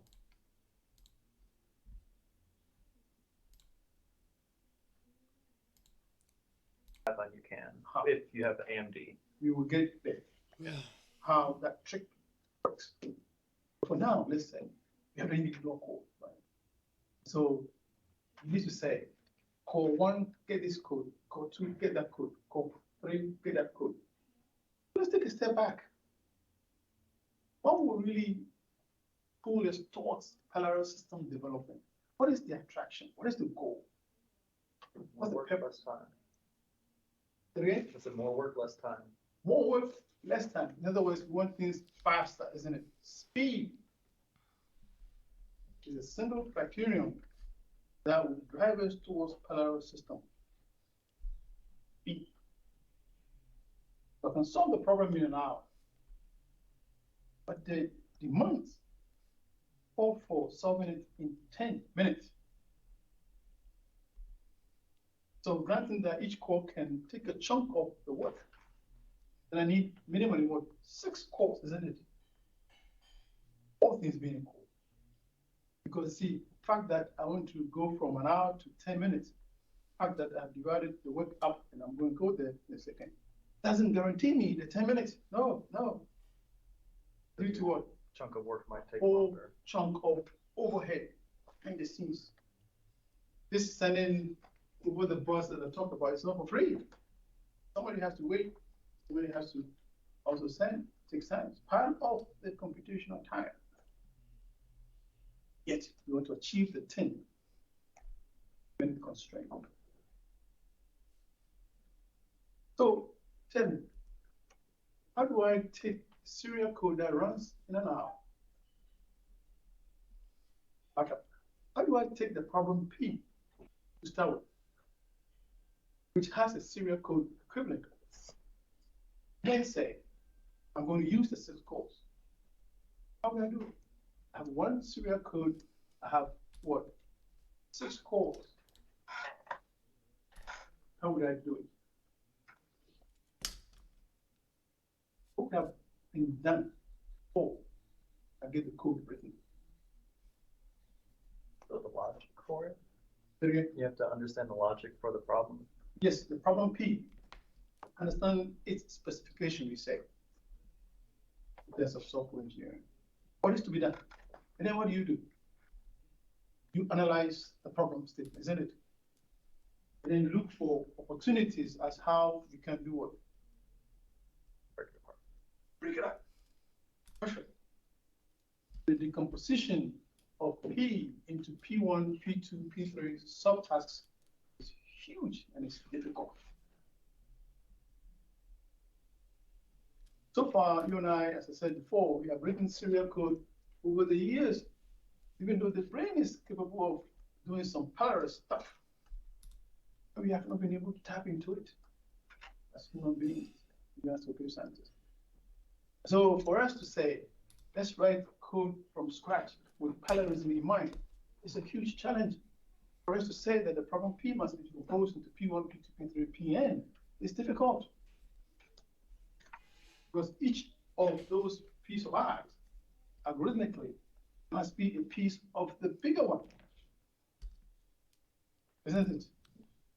They must collaborate. They Parallel and distributed systems. To cut it from an hour to 10 minutes. I'm very tired right now. So we want to say, I was just telling Kino a minute ago, I've been working we all as day. humans, we have this insatiable appetite But I'm for just trying speed. to grind out as much of this PowerPoint as I When you can. hit the return key and it takes you even 15 seconds, what do? You're upset. You begin to shake the system. There were times that you hit the return key, you go for lunch and come back. Because 15 years ago, that was okay. 30 years ago, that was okay. Yesterday, that's not okay. Because you keep clicking your smartphones and the response is just fast. What about you? What you up to? But there are problems that need that kind of performance. Problems that must be solved very quickly.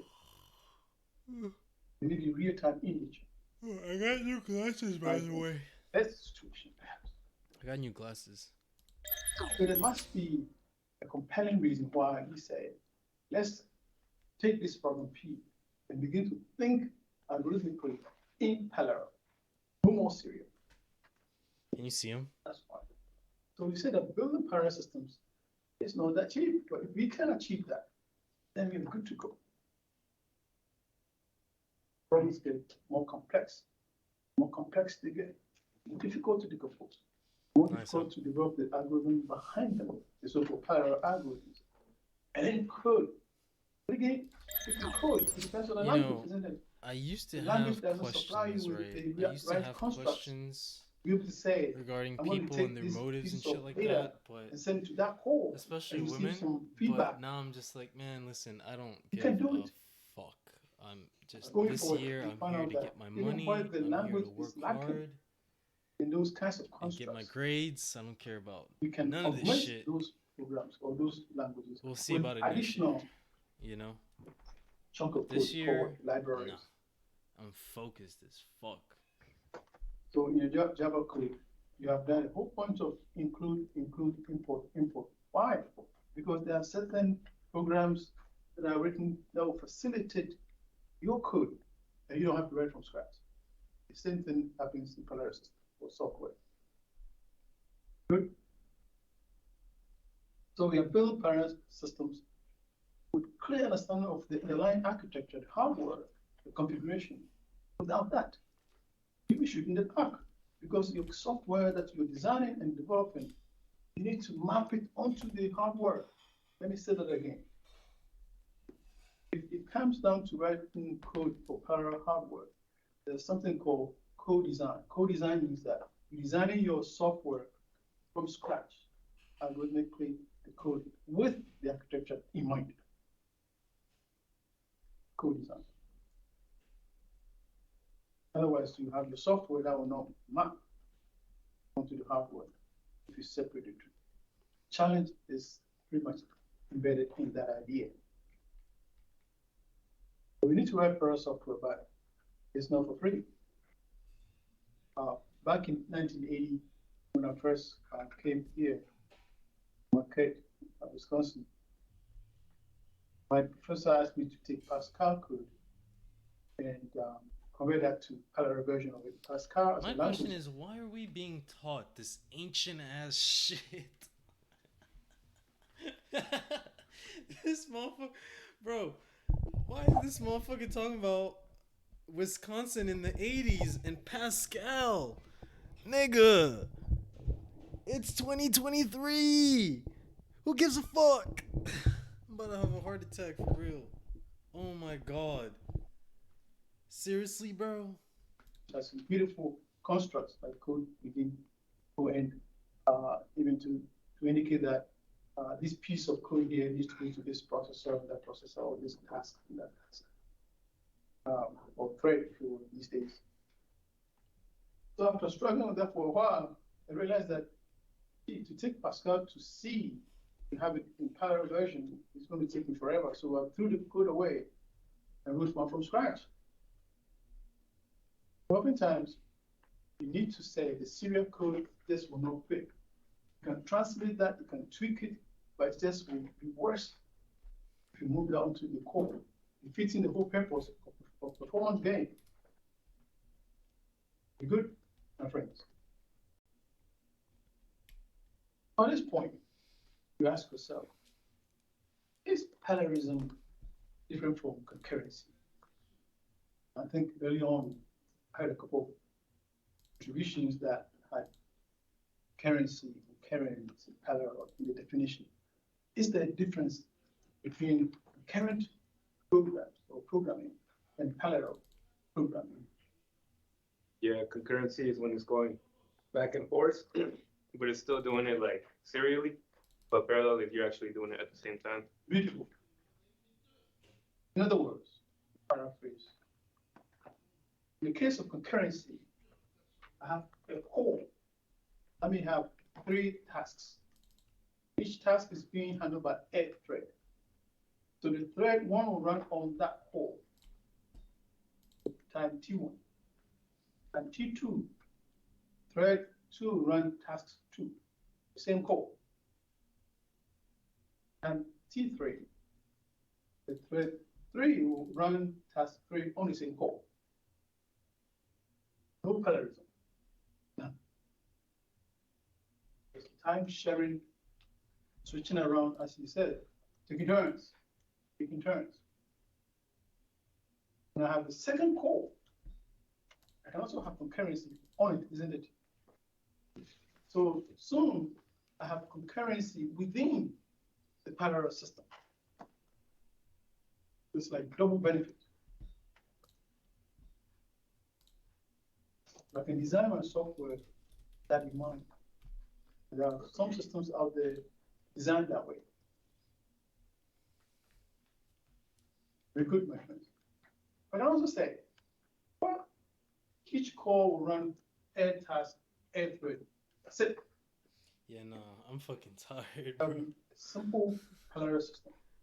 I'll finish all this shit But- tomorrow when I No. wake up. Right? I should at So least take a nap concurrency and come back. is different from parallelism. Let me ask, what is a distributed system? Distributed system. Whether the system is not all on the same board. I was thinking of the first thing I think of is the network system being distributed. That is the operative word, network. Let me say this. If I have, say, 2 or 4 But I made it to 14 out of cores 43, or so I need to CPUs make it to that at are on least 20, different boxes. 21 Put it out on this table. slides. And I have a network bus with them. I can still do what parallel programming on, can't I? But what is the overhead that I'm going to worry about? Your time to come, time to communicate, because I'm going to work a network. Networks are what much slower than what a single bus. If all the 4 cores were sitting on the same motherboard, you see the difference in the architecture. However, I can also say I'm not going to use the 4 networked to connected laptops or CPUs or nodes or whatever the term may be, not for parallel computing, but for distributed computing. Then I have what? The system that will allow me to do distributed computing. That's why in this course we say we're going to talk about parallel computing and we're going to talk about distributed computing. There's a fine line, difference-wise, between them. Good? So we will say, I'm going to use distributed system network of nodes for parallel computing. What am I doing? Then I'm just going to say, some of the nodes will have resources. Resources that other nodes will come asking for. So we often use terms like client server systems. Heard that? Yes, we have. Those are in the I can make it realm to of at least distributed 20 systems. by Biggest of all midnight. is the good old internet. I'll be fine. Some of the system servers that you have used, Amazon, eBay, have you seen those servers before? Never. You just use the internet protocols. That means that display systems are driven by what? Protocols. And in the protocols, we can designate who is going to have the resource and who is going to do the sending, who's going to be doing the asking. It's a whole different level of programming. And they are programmed around what we call the distributed system architecture, or the so-called paradigm. So we have a simple client-server paradigm, yeah, or object-based paradigm. Pretty departure from parallel systems as we have discussed it so far. You good, my friends? So the first part of this course, we will discuss parallel systems as we have clearly introduced or defined. And then the second part, maybe most of the part, is going to spend about 4 class periods, maybe 6, and then shift towards the distributed computing part of the discussion, the second batch. So now we know what concurrent systems are and what parallel systems are, and what distributed systems are. I also say that yes, I can do parallel system on top of distributed architecture. I can do parallel computing or parallel programming on top of what the distributed architecture, except that I will suffer communication bottleneck or overhead that will eclipse any performance, speed issue, or goal that I have in mind. Now, if I don't have money to buy me several cores on the board, then I have to make do with some poor, simple distributed system. I will harness the computing power of few processors. Why did you hate CPUs, this class so much? And then we'll slap them together, network them together. and achieve some modicum of performance. If that's the way to go. Some programs naturally call for decomposition and some measure of speed up, even within distributed environment. Let's keep that in mind. They are not mutually exclusive. That's what you say. Good. With me, guys, so far, so good. A little bit of historicity here, some background stuff, things that have happened in the past. So we say, wow, if you look at the core, same as CPU, as you know. Man, this shit hurts my ears, bro. God damn. Processor. Depending upon the size, you may call them processors. You may call them microprocessors. The smaller the system, the smaller the device, the micro of it, in terms of distinction between microprocessor, processor, and so on and so forth. Hierarchy, you guys know that from computer organizations, isn't it? But we also have said each core is not I hate how my anything but headphones a feel. bunch of transistors. With my new glasses on, they hurt my ears so much. I need to get new headphones, but I don't want to spend $100 on new headphones. Oh man, no. Well, that's too bad.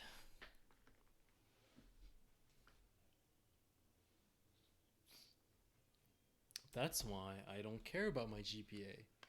Because I know it's going to get messed up anyway. I've had some teachers that literally didn't give a fuck. And it was evident that no matter what you do in this class, you're going to get your GPA fucked. And there was also other teachers that didn't give a fuck and made it super easy for you to get through. It's like, as long as I have above a 3.0, I'm good.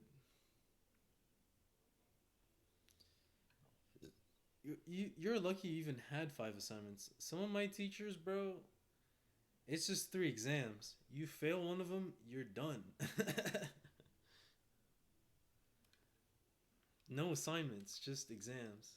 So I definitely feel where you're coming from. That have been put together to build a bunch of gates, and the bunch That's how of I gotta gates wear put my together headset so it to doesn't build hurt the my memory ears. model or the memory part of it, and then the CPU part of it, and the bus part of it. All these are gates. They all find their basis from transistors. But we know that the more transistors we pack into the core, the faster the system, isn't it? Yeah? We're all working like crazy. The more transistors you pack in there, remember from computer, all these transistors have their what? Voltage, electricity firing through them. So imagine you have 4 cores, and with maybe 10,000 transistors, then you have 1,026, 24 cores, and each one has that many cores. The aggregation gives you so many transistors that are burning, firing them up. And soon, your cores will begin to fry up. Heat will get you. So the faster you want to go, the more transistors, the more you cause problems. So soon the cores will begin to get some bits flipped. Because they're burning. Positive 5 volts, which is 1, that's down to 0 volts, which is maybe 0. So flipping 1 to 0 or 0 to 1 is bad news. Whatever you're computing is wrong. There must be what? A threshold. How many transistors can I pack into a core to avoid that attenuation, that heat buildup? I hear you, That be but the you end of know, the story? End of that's the- not no. how they see it. All I need to do, therefore, They have a is to quota. build They're several like cores cops. and put them on a single board. So they have a quota of students that need to get C's. They have a quota of students that need to get B's, and then they have a quota of students that should get A's. If it's a hard class and everybody's getting an A, then there's something wrong, and that teacher will get fired. And if many people are not passing, it's good because they know, okay, this guy is being legit. So when you get a lazy teacher, it's either they make everyone pass and make their job security like at risk, Or they make it impossible for anyone to get an A, therefore securing their jobs forever. Meanwhile, making the student's life extremely difficult. It's that simple. We had a teacher last semester who gave us assignments plus projects only for her to mark them after we're done with finals. We're literally working blind throughout this semester. Hey man, that's college in a nutshell. What are you gonna do? You know?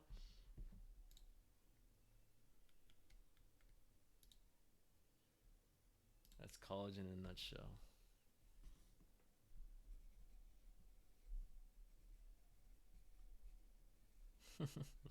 But it's funny how every college experience is pretty much the same. I've yet to have one of those teachers that makes me go through the entire semester blind. I think this instructor might be one of them. So he just completely removed assignments and projects, and he made it to where it's due later on in the semester, so he doesn't have that much grading to do, which is worse for us.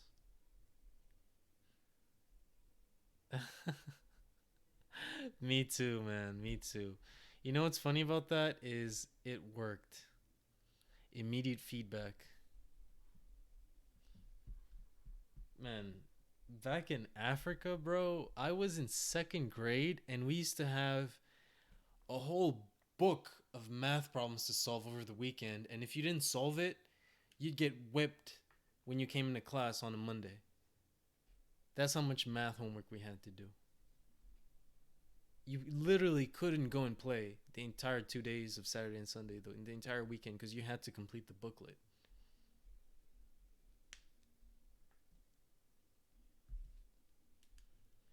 But out here in America, bro, they got you doing some nonsense. Everybody graduates with a 4.0 thinking they know some shit. Get into college and realize that shit ain't sweet. And this ain't a fantasy no more. And you gotta wake up and smell the coffee and then quit and drop out.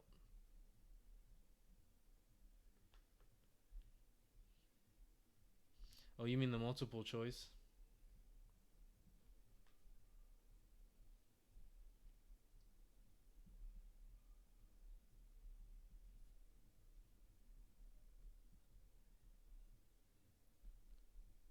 Yeah. That's why you don't see too many professors that are actually American. A lot of the professors at my college are Chinese or African or Indian or something. And then some of the more liberal classes are a lot of white people.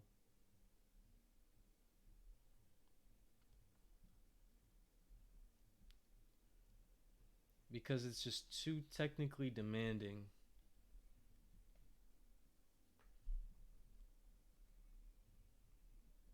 And those are the only groups of people that are willing to dedicate their lives to this shit. Which, if we look at it, is not necessarily a good thing. Like, you know, you only need to be so technical, and then the rest is like, whatever, who cares? Seriously.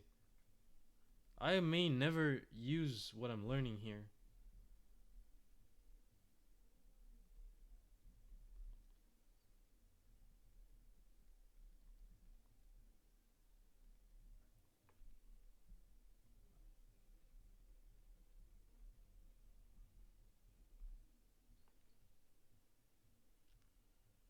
Mm.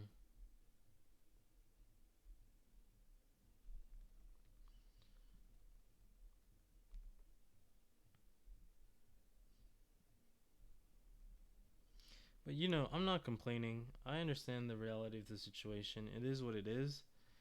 But, you know, I don't think it should be that technically demanding. A lot of the learning that people do is on the job, for real.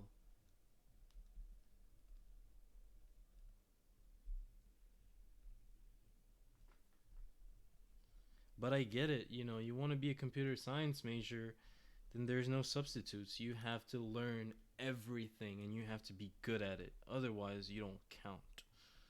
And I can see that, you know?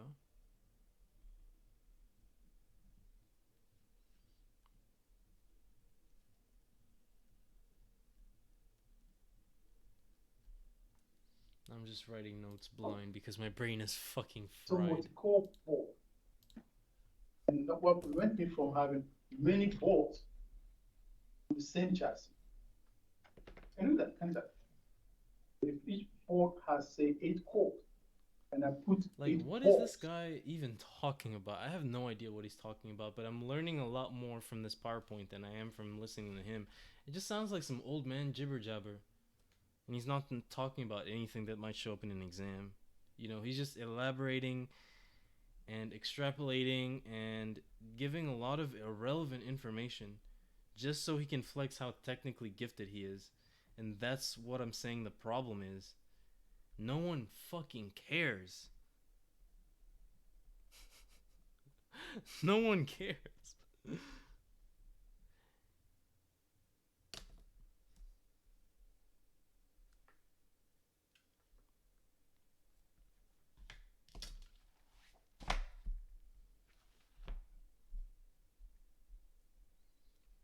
That is pretty accurate, yes. I would say so.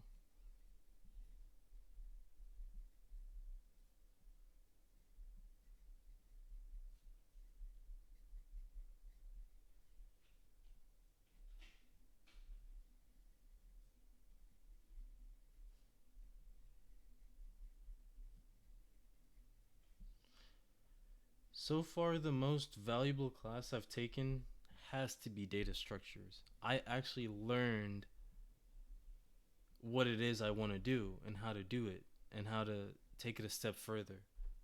I absolutely love data structures and I spent every minute. Y'all saw me here every day. And at school, I was at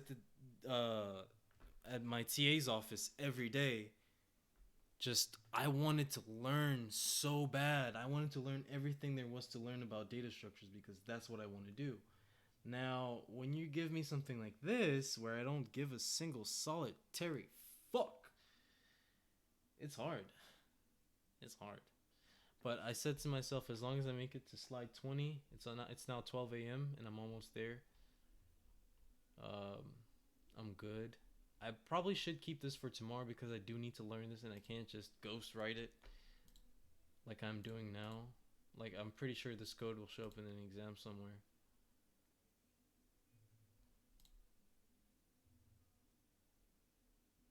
So I'm gonna end the stream here. Wake up tomorrow and do the rest and just continue until I finish all these PowerPoints. How many PowerPoints do I have?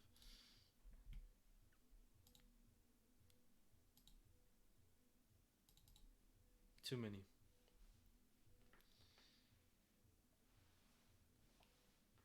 Well, not that many actually. Because if I'm able to do 2 PowerPoints a day and I have 1, 2, 3, 4, 5, 6, 7, 8, 9, 10, 11, 12, 13, 14, 15, 16, 17, 18, 19 divided by 2 is about 9. So it'd take me about 9 days to complete this. If I don't sleep, that gets reduced by 3, so about 6. It'll take me a week if I just non-stop take down the notes. So looking at how much work I have to do, starting tomorrow, I'll wake up bright and early and this is all I'll be doing, just taking notes. Once I finish taking all those notes and I'm done taking all the notes, then I can move on to operating systems and do the same and just take fucking hella notes. Chapter 1 to 4, let's see how bad it is.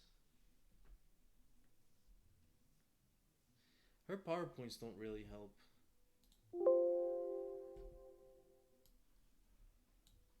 Well, let's see anyway. Principles of modern operating systems.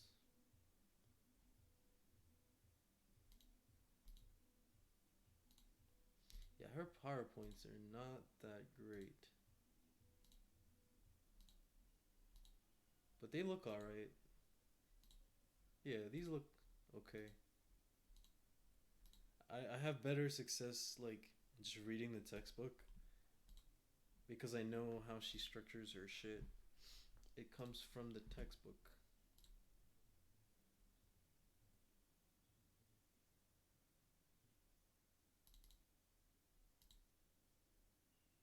I don't have the textbook yet. But anyway, how many? Yeah, it's too many. Too many for chapter 1. I can't do it.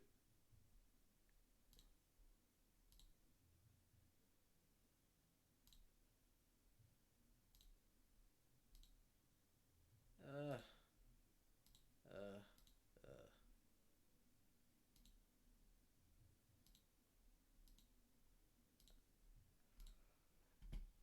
God, please help me.